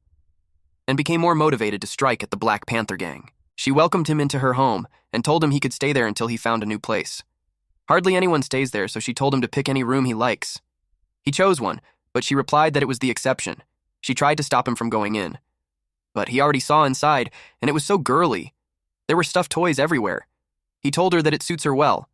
She was worried that he would find it childish for the heiress of the Chin Corporation to like that kind of stuff. He didn't mind, since he thinks it's normal for girls to like those things. She pushed him out of the room. It made her blush when he said that it makes her cuter than when she's acting all cold and aloof outside. No one had ever used that word to describe her before. Suddenly, her stomach grumbled. It made her embarrassed. He laughed. She reasoned that if she wasn't worried he would be in danger, she wouldn't be starving. He took out some snacks and gave it to her. Those were the food he prepared for emergencies. She was confused where it came from. Back at the auction, she also wondered where he pulled the weapons from. He simply replied that he knew magic. She asked if he could teach her. Suddenly, he sensed something. He suggested that she goes home first. She asked what was wrong. Her father was hiding behind the bushes and was speaking his internal thoughts out loud. He could tell that if she doesn't go back soon, her dad would eat him alive. She scolded her father. When she was gone, he closed the curtains. The house was within the territory of Longmen 3rd Street, so no one should bother them. Qingtian appeared together with the fragments from Lava Minotaur, Blood Leopard, and from the auction. He had always been curious about the connection between those fragments and the dimensional portals that appear out of thin air.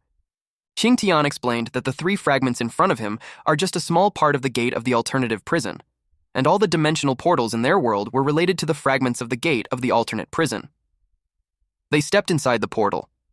Seeing that Qingtian knew about these things, he inquired what exactly the alternate dimension was. He was curious why there were so many insectoids and beastmen inside. Qingtian explained that they were all prisoners. What he allied with an alternate dimension or alternate prison was actually a massive interdimensional prison. They arrived at a desert. The wind was blowing, so he had to cover his eyes from the sand. Then he asked about these prisoners. Qingtian replied that he will find the answers once he completes all the trials. They reached a tall tower called the Sky-Reaching Tower. It was Qingtian's most satisfactory masterpiece, and also it will serve as Yi's trial ground. In Qingtian's head, the tower was ugly, but no doubt about it. Given Qingtian's face, his aesthetic would have been twisted. He had a lot of thoughts like the tubes which stopped the tower from being blown over. It looked like the materials he used, so he wondered if Xiaosheng would buy it. If he did, it would be worth a lot of money. Qingtian got annoyed with all of his internal dialogue, but he controlled himself because if he got angry, his soul would scatter, and no one cares about that. As they entered the tower, Yi asked what the content of the trial was. Qingtian explained that it had 6 floors in total. With Yi's current strength, it would be impressive if he could even defeat the Shadow Wyvern on the 1st floor. He asked if it was the thing in front of them, but he didn't feel any pressure. He looked down at this Shadow Wyvern. It was small. It didn't even reach his knee. To him, it looked just like a gecko. To him, hitting that thing would be bullying. Qingtian warned him that he wouldn't be able to laugh at it any longer. He tried to pet it, but it glowed. Its eyes looked fierce as it emits aura from its body. Then it blasted him away. Then it jumped. A new entry has been added to the Shadow Knowledge Base. It describes an alternate prison located in another dimension. Each alternate prison holds prisoners of different races.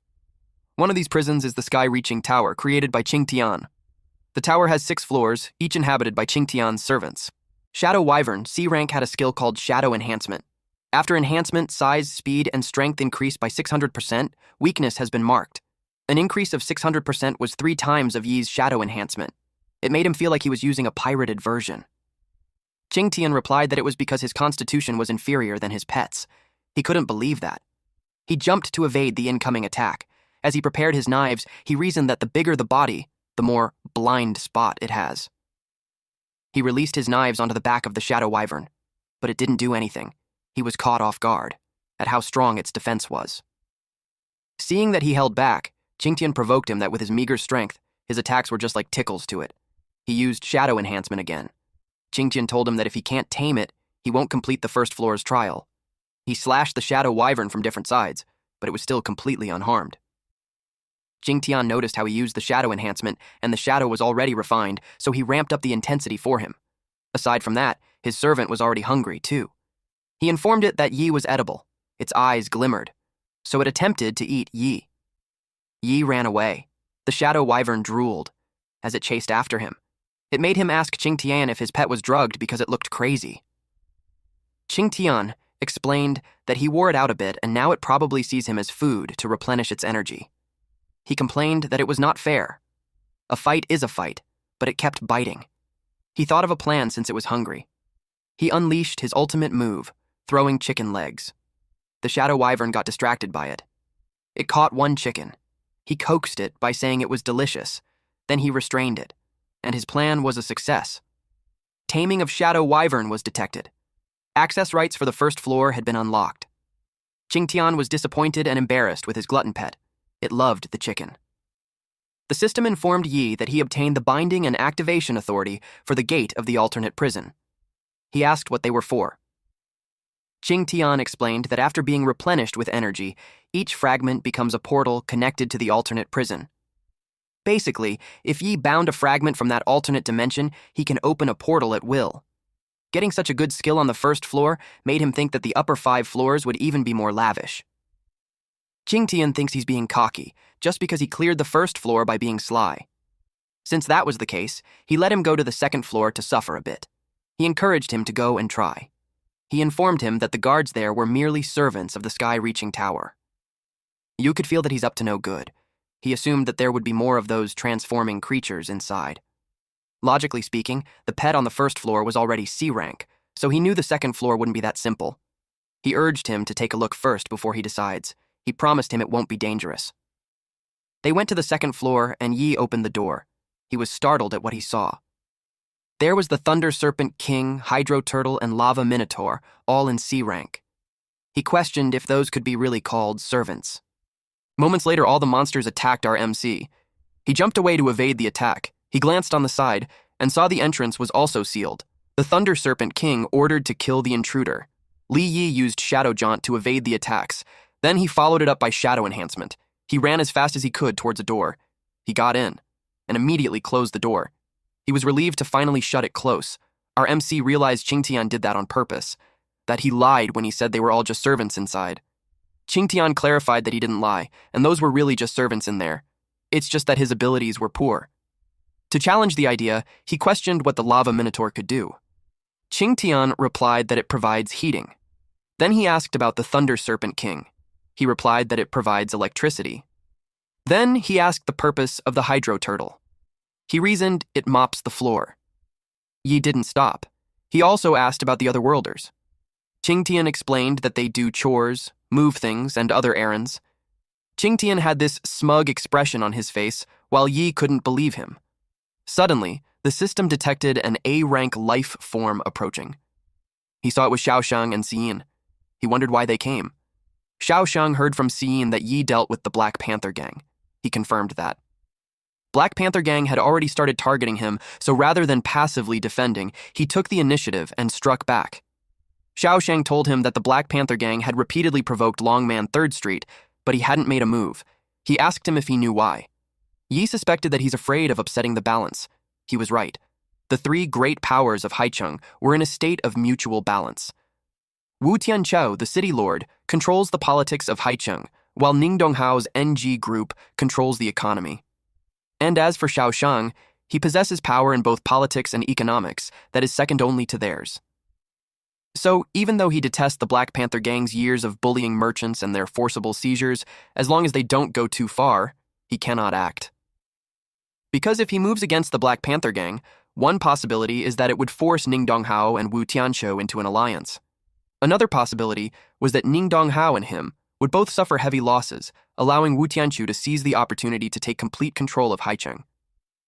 Yi straightforwardly asked if what he's saying was that he didn't want the Qin family to get involved.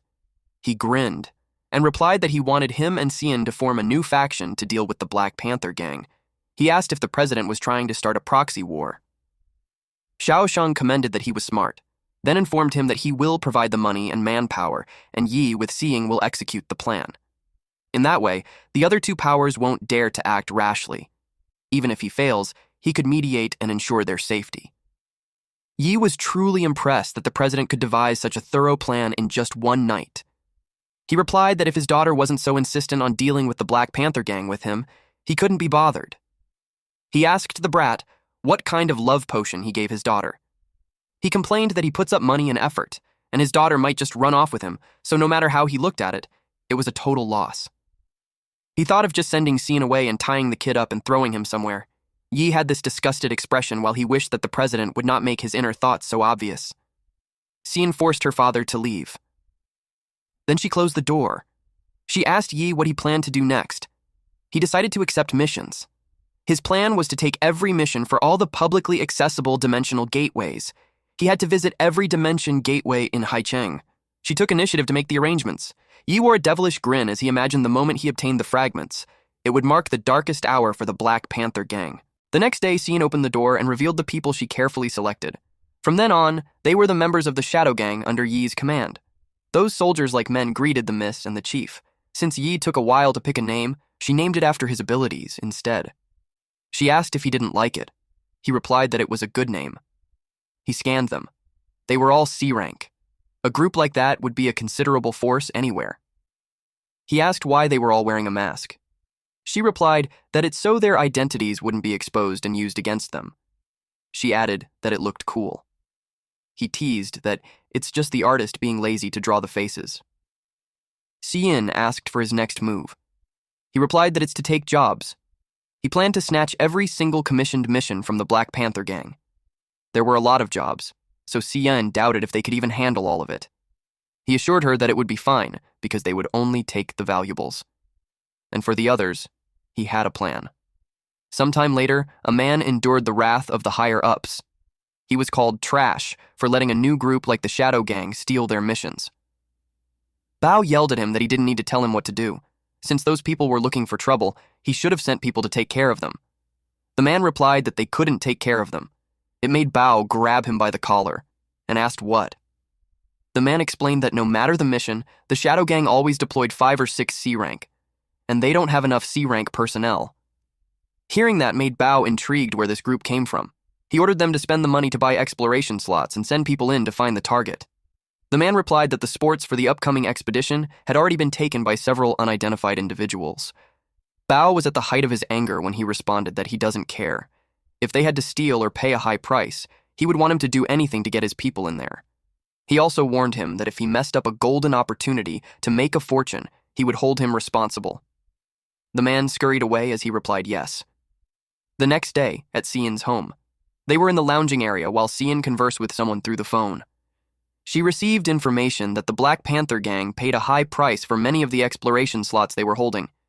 She asked Yi how he got certain that they would buy them. He knew they wouldn't give up the most profitable opportunity of the season. Cian doesn't understand, though. He elaborated that it involves some of the unwritten rules of the mining sites. To make more money, the supervisors and managers of the various mining sites all hide away from the high-quality ore and other unusual items. They use the end-of-season equipment maintenance as a chance to smuggle them out and sell them. In the past, Black Panther Gang would accept missions from the Mercenary Guild to plant scouts and lock on their robbery targets. Since they were all illicit goods, no one reports it to the authorities, even if they got robbed. Now that the path had been cut off, they would naturally choose to pay a high price for exploration slots to enter the alternate dimensions. Cian thought about it and realized that even if they sell them the slots at a high price, they were only getting a little bit of money out of them. He admitted that there's more to it than that. His recent trips to all those alternate dimensions weren't for nothing. He showed him a portal and revealed that he already marked all the alternate dimension entrances in Haicheng. He can open a small entrance to any of those alternate dimensions at any time. So all they have to do is to have their people keep a close watch on those who bought their exploration slots at a high price, and they could identify the Black Panther Gang's target. With that, they could make a move and take them down. It was such a great idea. Yi doesn't want too many people to know about the alternate dimension entrances, so he assigned Cian to pick a few trustworthy people to be on standby with him. She wanted to go with him. She loved doing heroic, righteous work. It made him smile, and agreed to it. They would take them down together. Inside the other dimension, the truck drove by. The driver expects that the shipment would be worth a lot of money. The passenger, whom he called Wang, promised him his cut. A sharp rock was on their path. And while they were chatting, the rock grew taller. They were both confused on what's going on. Several more rocks emerged like spikes. The people and the cargo behind the truck shook until the truck hit the wall. The passenger on the front seat alighted the truck and asked if the cargo was all right. A man in a brown suit appeared and answered that it was perfectly fine. Then he made the spiky rocks float and warned them that they're going to have a real problem soon. They ran as the man fired the pointy rocks at them. But this man wouldn't let them go as he hasn't had his fun yet. Yi arrived and volunteered to play with him instead. He used a shadow jaunt and appeared behind the man. The man became angry that a dog dared to ruin his fun. Yi charged at him while saying that robbing people was one thing. The man was caught off guard at how fast he was. He needed to quickly use the stone to counter. But before he could, Yi had already grabbed his face while saying that taking lives so carelessly wasn't good. Yi banged the man's head on the wall and made a deep dent on it. The man asked who he was and suggested that he be sensible and not make a move. Otherwise, his brothers in the area won't let him go. He asked about the D ranks that Siyun brought. The man was surprised to see them. Siyun asked what they should do with those people. She confirmed if they were to kill them. Yi replied no, because killing would be letting the Blood Panther gang off too easy. He had a better way. The man asked what it was. Yi ordered him to go and tell Bao that Li Yi of the Shadow Gang was the one who did all of those, at the hospital. Bao visited his heavily injured man and got angry at the news. It made him wonder how that damned miner got so strong. His secretary replied that the tricky part was that on the surface, their men don't seem to have any injuries, but in reality, they all have comminuted fractures throughout their bodies. Even with the best medical resources, it would still take them half a year to recover. And that was no less than 5 million per person, so for 60 people, that's 30 million. Suddenly, he received a message. The other two teams failed too. Bao asked who did it, and he replied that it was Yi. He asked how that was possible. The three alternate dimensions were hundreds of kilometers apart. Even if Yi could fly, he couldn't possibly appear in all of them at the same time. The secretary showed him the video that their men secretly took to prove that it was true. In that video, Yi was stepping on a man's head while the others screamed in the background. Yi turned towards the camera. He asked the man if he was secretly filming. The person behind the camera got terrified of him. Yi talked to Bao through the video and told him that his underlings were weak. He challenged him to come out and show himself. He knew it cost a lot of money to treat underlings for half a year to a year. Bao crushed the tablet in anger. He vowed to kill him in the warehouse. Siyun asked why they came there. He explained that he trailed Shihao before and accidentally discovered the Black Panther gang's warehouse right next door. They had been constantly ruining his plans the past few days, and he guessed that he would personally lead the team next. Siyun guessed that he wanted to raid his warehouse while Bao was away. Suddenly, his phone rang. One of his men reported to him that Bao and his men had already left for alternate dimension number 3. He ordered them to continue keeping an eye on them. He informed Siyun that Bao was leading the team himself and she should make sure nothing goes wrong. He'd go harass Bao to buy her some time. Bao was a B rank, so she suggested having Duan Ao go with him, but he replied that it wasn't necessary. He wasn't going to fight him head on. Bringing Duan Ao would just be inconvenient. He assured her that there's nothing to worry about. And even if he runs into danger, he can use the gate to return quickly. She told him to be careful, then he entered the gate. In the alternate dimension, Bao watched as his men happily moved the good stuff. A blonde man approached Bao to say that he's the best for making a move, and as soon as he did, Yi and people didn't even dare to show their faces. Bao was confident that a miner with some C-rank helpers couldn't possibly stir up some trouble, until he sensed something. Instantly, he yelled at who was there. One of his men was choked, and Yi revealed himself. He expressed that B-Rank's perception was indeed impressive. Yi held the man as his hostage. Then he teased them by asking why they're so tense when he was just a little miner. The man cried and begged his boss to save him. Yi warned him not to move, otherwise he couldn't guarantee that the man wouldn't be decapitated. Bao released a fireball as he replied that they could die together. His subordinate couldn't believe him. The man screamed loudly as he burned. Then one of them yelled that Yi was gone. Bao sensed him behind. Yi mocked him for being a good boss by not sparing his own men. Bao released another fireball. Then he saw something. One of his men burned while telling him that he missed. Yi suggested that being his underling was such a high-risk job. The underlings advised Bao not to be rash. But as long as he could kill Yi, he didn't mind losing a few underlings. He attacked with Fire Tornado while wanting to see where he would hide next. His men ran as fast as they could so they would not get caught in it. Yi stood there while the burning men screamed loudly. As the fire tornado approached, he hid behind a boulder. Bao yelled for him to come out. Yi realized he couldn't underestimate a B rank. He decided that it's best to leave already. He was looking forward to Bao's expression when he returned. That night at the warehouse, someone was screaming loudly, asking what happened. The underlings explained that it was the Shadow Gang and the Qin family's eldest young miss. They brought 2 B ranks and over a dozen C ranks, and there was nothing they could do. Bao grits his teeth. The man felt scared and begged him to spare him. He mercilessly set the man on fire. Now, Bao understood why Yi suddenly had so many helpers. It was because of Xiyin. Because of that, he couldn't be blamed for becoming ruthless. Shihao declared that the matter ended there. But Bao couldn't accept it because everything he owned was in that warehouse, and it cost hundreds of millions. Shihao asked what he wanted to do, if he should lend him a few men and start a war with the Qin family. He reiterated that, even if Shaoshang was away from Haicheng, Xini isn't someone they could touch. It was also the critical moment for their experiment, so no matter how great Bao's grievance, he wanted him to endure it for him. Bao argued that he couldn't endure it for a second. The worst that could happen was kill Xiyin and Yi, then leave Haicheng. His expression suddenly turned to overwhelm. Several monsters look down on him while Shihao tells him that if he insists on courting death, he doesn't mind silencing him. It made him fall on one knee. Shihao warned him not to ruin the big plan over a little bit of money. As long as the experiment succeeds, he'll be the first to help him wipe out the Qin family.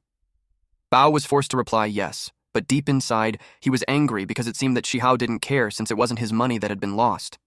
He didn't like that he had been humiliated. He assumed that Shihao thinks that without him, he couldn't really handle Xiyin. Meanwhile, in a red car, Xiyin talked to Ao, saying that Yi was really sharp. Ao instructed the driver to drive faster because the young miss missed Yi. It made her blush. She asked when she had said that. Ao replied that since she woke up, she already mentioned Yi 24 times. She argued that it was because he's her friend. But at that moment, a red truck was heading towards them. Ao covered her with his body while telling her to watch out. He braced himself for the impact as he held her. The truck hit them directly. After that, the water it carried spilled out, forming a fountain. The guards rushed towards Xiyin. Ao asked if she's all right. She replied that she's fine as they watched the car burn. Someone appeared behind them. Xiyin sensed him. It was Bao. Ao ordered the guards to protect the young miss. Xiyin told Bao that he's too arrogant to make a move against them with few men. Suddenly, she felt weird. Her body ached. She asked what was wrong. Ao replied that there was something wrong with the water. They were drenched from the fountain truck. Bao responded that he wouldn't move unless he secured success. He revealed that what they got covered in was a venom of a phantom spider. Bao had his underling cover him with an umbrella, while the others wore raincoats. Even A-rank advanced would be knocked out for 10 hours if they came into contact with it. At that point, Xiyin's guards were already down. As soon as Bao attacked, Ao yelled at the young miss to run. Bao grabbed him by the neck and acknowledged that he's quite loyal. Then he set him on fire while telling him that loyal bodyguards who protect their masters never have a good end. Xiyin watched him burn. Meanwhile, at the house, Yi was training. He used shadow jaunt and traverse on a zigzag between the training poles, while slashing it down. The wooden poles were cut into pieces. Qingtian noticed that he had improved in using his skills. He replied that it's natural, since he's a C rank already. Suddenly, he received a call. He expected it to be from Xiyin. Qingtian teased him if C rank was that strong when it's just a little bit of extra strength, but at this time, Yi had already checked his phone, and his expression turned scary. He dropped his dagger. When he saw Bao grabbing Xiyin by her bangs, he was confused for a moment. Then he got angry. He asked Bao what he thinks he's doing. Bao informs Yi that what he's going to do would depend on how important Xiyin was to him. He gave him 2 choices: to bring a ransom of 1 billion to exchange for her life, or to watch as he tortures her to death. Xiyin tried to communicate that it was an ambush, but he didn't hesitate to pay the money. He asked where the trade would happen. Bao instructed him to bring the 1 billion to his warehouse within 1 hour, and he must come alone. If he notified the Qin family, Xiyin won't live either. Qingtian considered Yi's strength and advised him not to go and get himself killed. But Yi couldn't just abandon a comrade. Besides, there's no certainty on who would die. At the warehouse. Yi arrived and Bao acknowledged that he had guts. He asked where the money was, but Yi demanded to see Siyin first. Bao instructed his men to bring her out. The crane lift moved. Yi was surprised at what he saw. Siyin was dangling from it. Her mouth was covered too. Yi opened his storage space and dropped the money.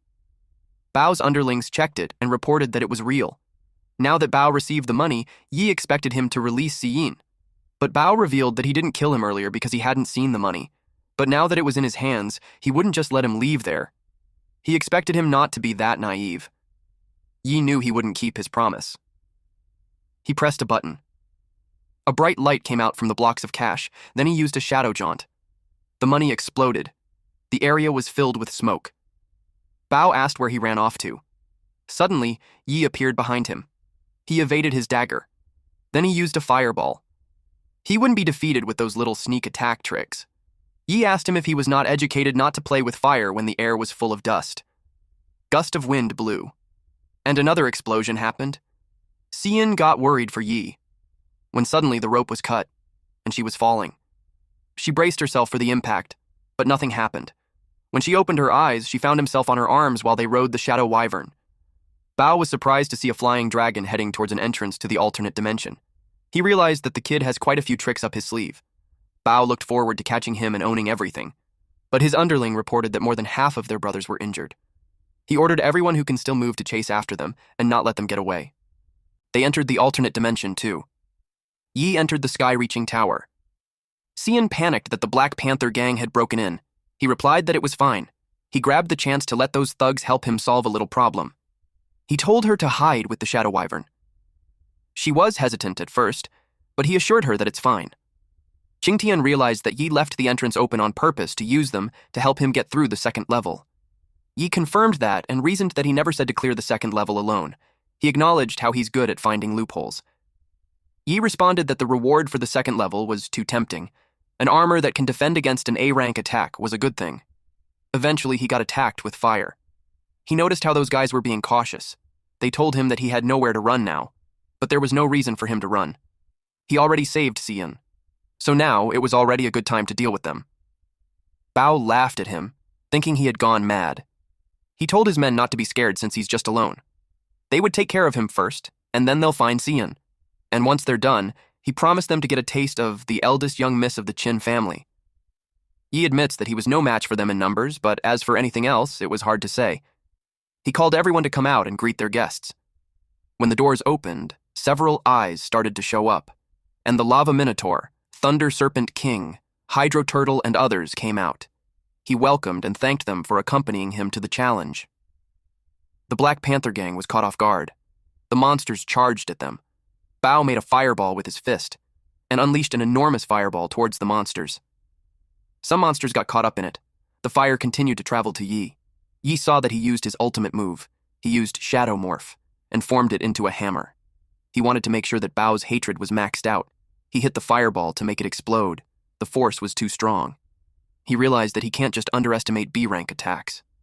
The fire scattered and showered at the monsters. It didn't bother Bao, though. Given Yi's current state, he doubted that he could block more attacks. Yi replied that one is all he needed, and if he doesn't believe him, he urges him to look around. The monsters had surrounded Bao. Bao got cautious. Yi told him to play with them first while he ran off. He got annoyed that he got tricked by that brat again. He clenched his fist while yelling at the beasts to get away. The monster burned when it got hit by him. He was so annoyed at Yi. His veins in the forehead bulged while screaming that he'd tore him into pieces.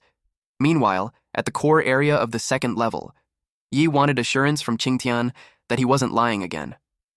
He questioned if there was really an armor ahead that could resist an A-rank attack. Qingtian had no reason to lie and confirmed that it was the reward for clearing the second level. Suddenly, something appeared. The creature knelt in front of them. It was the steward Jimming of the second level. Qingtian requested Yi to help him bury the steward after the Black Panther matter was settled. He agreed to it.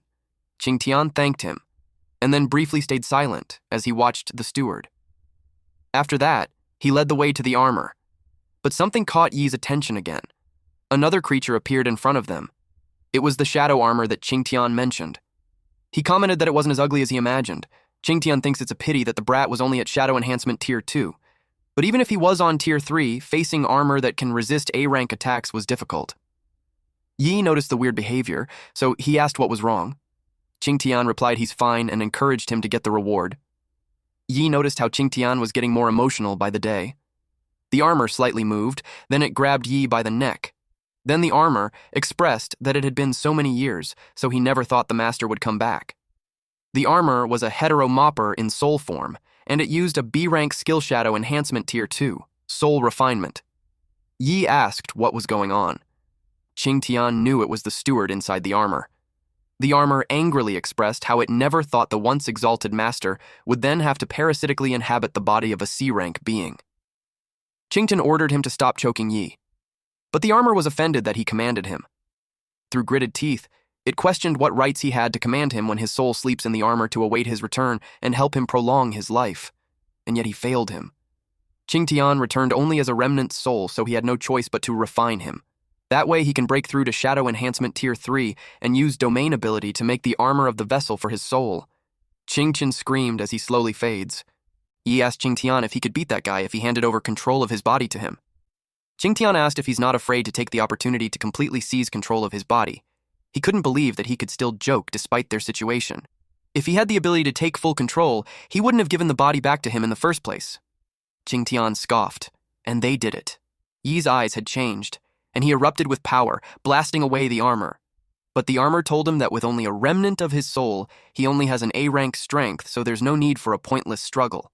He replied that even if he was only A-rank, it was enough to deal with him. Yi entered an entropic or parasitic state, but A-rank skill cannot be used in a parasitic state. The armor recognized his use of shadow domain. Qingtian, in the body of Yi, approached him while exuding black mist from his body. Then the armor deduced that it was just a second-tier bluff. He didn't expect that Qingtian would hold something in reserve and not teach him how to use shadow skills completely. Qingtian then used Shadow Morph, Infinite Sword Array. But it didn't matter to the armor that he held back one skill, because he knew that the body can't handle a third-tier skill after all. Qingtian used a Shadow Jaunt and appeared behind it when he struck him. He had no idea what skill that was. Qingtian struck him, but he defended using his greatsword. He was confident because he knew he wouldn't be able to maintain that state for long. Qingtian asked Yi if he could still hold on. Yi replied that he's fine. The armor smirked and stated that attacks of that level can't even break the armor's defense. Qingtian jumped. His plan was to force him out. The armor blocked the fist using his sword. They stayed in their combat stance for a brief moment, until the sword broke in half. Qingtian punched him again, but he blocked it using his forearms. Just a little more and Qingtian would have succeeded. The soul was almost separated from the body, but he felt a pang of pain. Yi responded that he's fine, but he knew that if they kept fighting, Yi's soul and body would be burned and destroyed by the overloaded energy. The armor mocked them for missing the opportunity and called him ridiculous. Qingtian clicked his tongue. Then, the armor was about to punch him.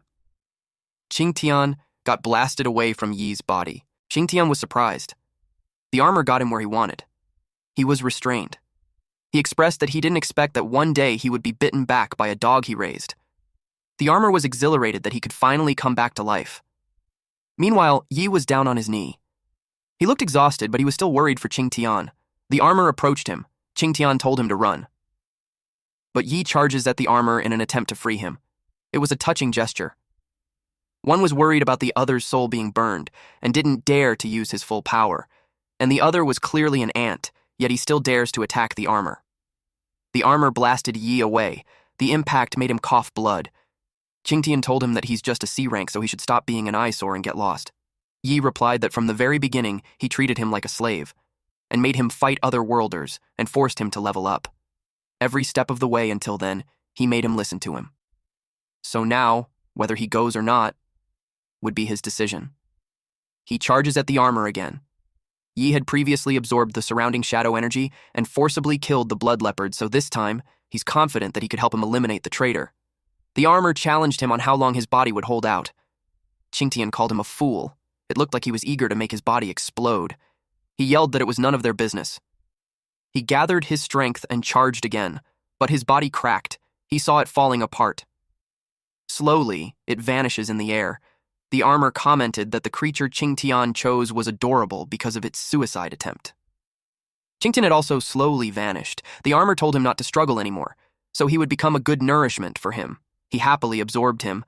It made him laugh, but unexpectedly, a shadow was casted around him. He was confused about what was going on. He recognized it to be eternal night. It could have been caused by the eternal domain. He couldn't believe it since he hasn't even finished refining Qingtian, which led him to think that it wasn't made by him. To his surprise, someone spoke behind him. It was Yi.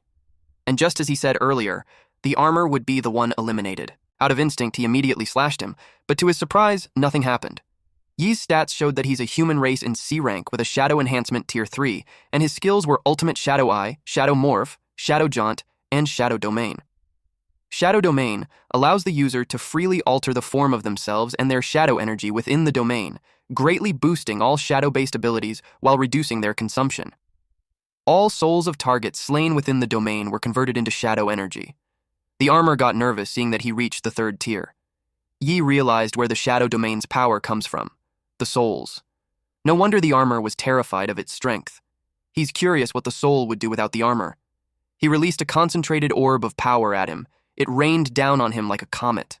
The armor jumped to escape it. Suddenly, Yi appeared behind him in an attempt to force him out of the armor.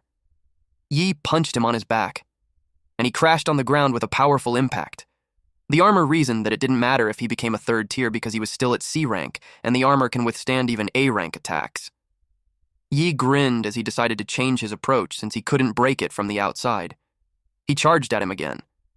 The armor noticed how reckless he was, and tried to punch him, but his punch just passed through him. Yi's body was like air, so he wasn't hit. Then Yi approached him closer, and had his shadow penetrate the armor, making the soul inside scream loudly. He tried to rip it away from the armor. Eventually, the soul was thrown in the air. It was pushed out, and Yi was able to grab the armor. He learned why it was hiding there. Apparently, the armor absorbs shadow energy to offset the damage to the soul. The steward whose soul was in the armor knew that dragging it out would only make him weaker.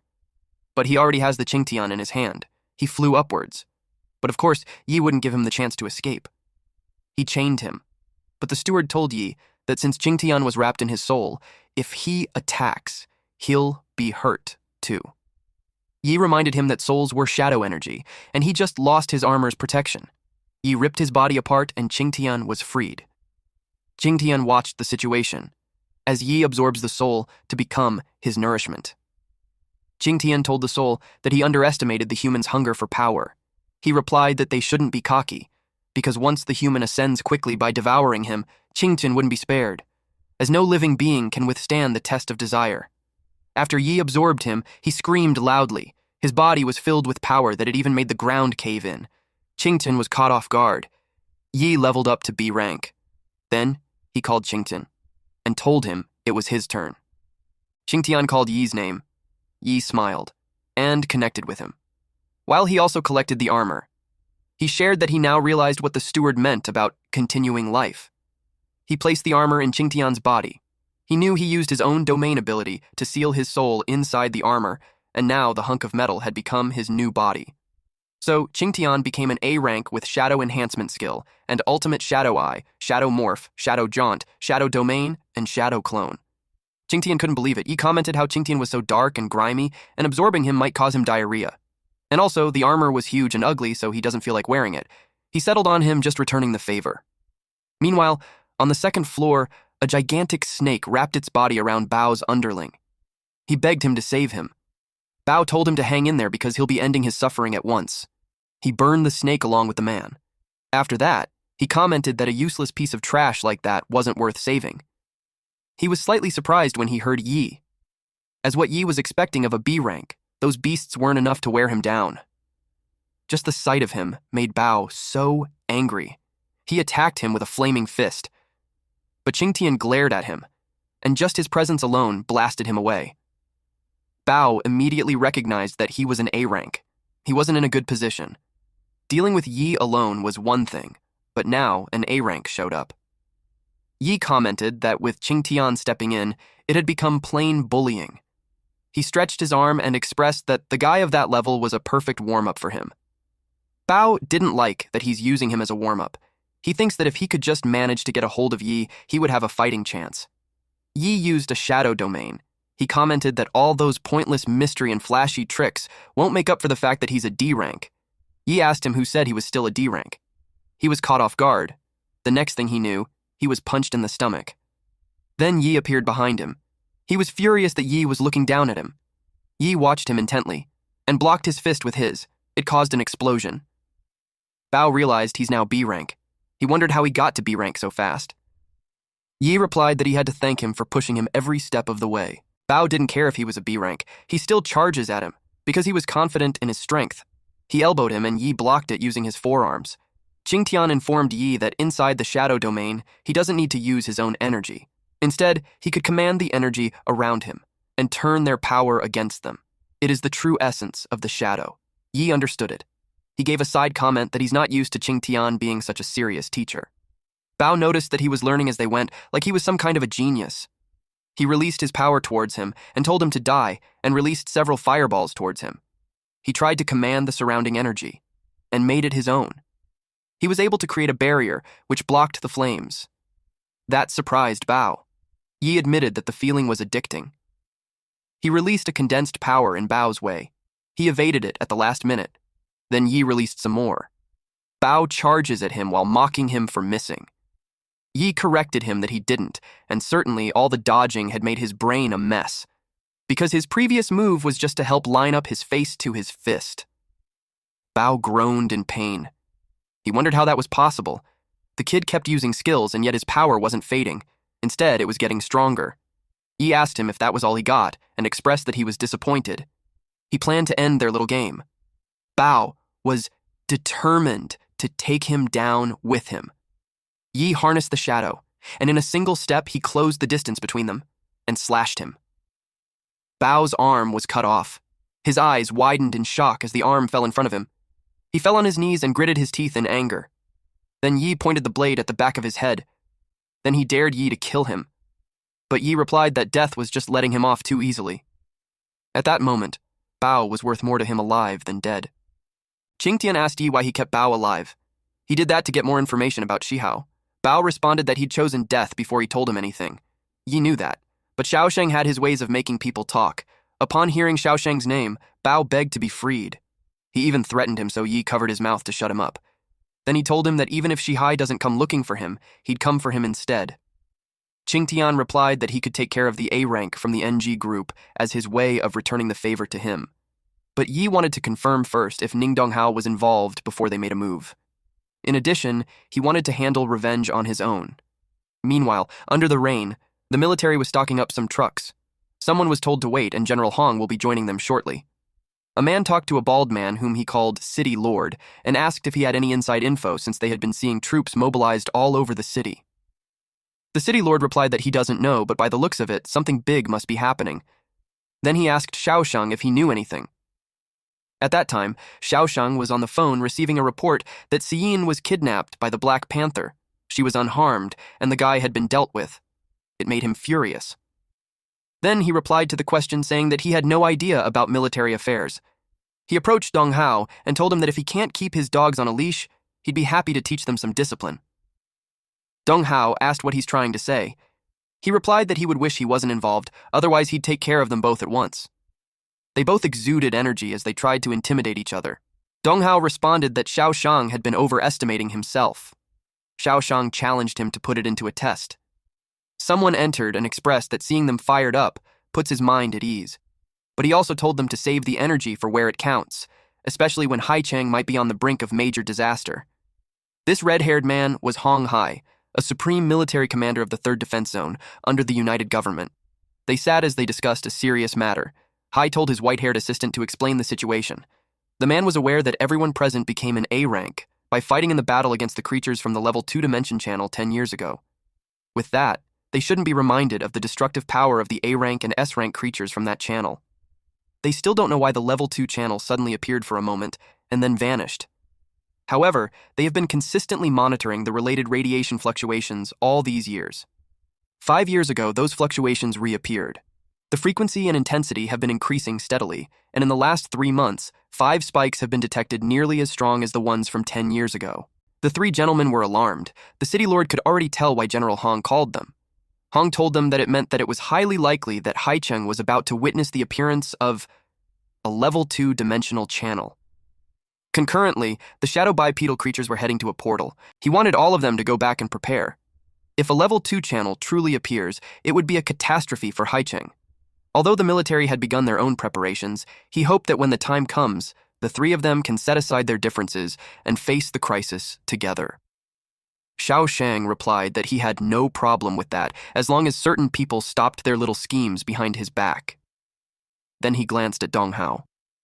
Hong also glanced at Dong Hao while saying that they're in critical times, and if anyone still dares to stir up trouble for personal gain, he won't hesitate to use extreme measures. Then he invited Xiao Shang to ride with him so they could talk about the recent situation on the way. Dong Hao and the city lord were left there. The city lord commented on how Hong doesn't even bother to pretend anymore. He made it clear that Xiao Shang was one of the military's men. And with Xiao Shang being furious with Dong Hao, he could tell it was because of the Black Panther gang, so he suggested that he lay low for a while. Dong Hao had no idea what it had to do with him. The city lord replied that it would be good that it doesn't. Then he suggested he checks the news. Back at their office, he was told to watch the news. Shi Hao was on the phone with Dong Hao. Dong Hao told him that normally he would turn a blind eye to the things he's up to with the Black Panther gang. But the news reported that the notorious criminal organization, Black Panther Gang, had attempted to kidnap the heir of the Qin group. The hostage has been successfully rescued, but the leader of the Black Panther Gang and other core members were on the run. Dong Hao hoped that Shi Hao wasn't involved in that. Shi Hao replied that he won't do anything without his direct orders. Dong Hao told him to get Xin's forgiveness, even if it meant to get on his knees or kill himself. He also wanted him to cut all his ties with the Black Panther Gang, otherwise he won't have his back. Shi Hao replied, yes. But after that call, he expressed his anger with that moron Bao. That afternoon, Xiyin and Yi visited Ao in the hospital. Xiyin was worried, but Yi assured her that the doctors are doing everything they can. Then Shi Hao showed up. He expressed his relief that Xiyin was unharmed. He never thought that the bastard Bao would dare to do something like this. It just showed that he had a death wish. Yi was cautious and at the same time intrigued about what he's doing there. He asked if he meant that he had no idea about what the Bao had done. Shi Hao confidently replied yes, since his relationship with them was strictly business, but he assured them that from that day on, the NG group will sever all ties with them and even assist them in hunting down the remnants of the gang. But Yi was suspicious of their intentions. He asked if it means they're turning over a new leaf or sacrificing a pawn to save the king. Shi Hao warned him to stop. He told him that the things he stole from the Black Panther were enough for him to live comfortably for the rest of his life. He asked him if he really wished to fight him to death. Yi responded that those things were just interests. The principal he came to collect was his life. Shi Hao asked Xiying if her family feels the same way. She smiled and told him to take a guess. He simply replied that they had nothing to talk about.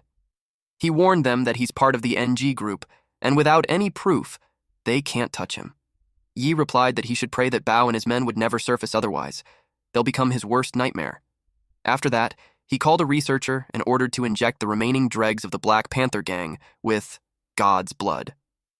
They were in a facility where the patients were strapped on the bed and the doctors were checking them out. But after the call, the doctors took the injection. The patient got scared and yelled at them that they're from Black Panther Gang, but the doctor injected him with the drug. And in an instant, the patient's eyes changed and his veins bulged. He groaned from the pain. The extreme shaking of his body accidentally unbuckled the straps. They roared loudly from the sensations they're feeling. At that point, they all looked like zombies. Then Shi Hao received a call. It made him look forward to the headlines tomorrow. He expects something like arrogant teen faces, vicious retaliation after targeting Black Panther Gang, or it could be Black Panther Gang members go berserk after abusing unknown drugs. Thank you all for watching. Please watch this next Giga Chad video, and I'll see you guys next time. Also, support the channel by joining the Summon Club membership. You can also support by just liking the video and being awesome.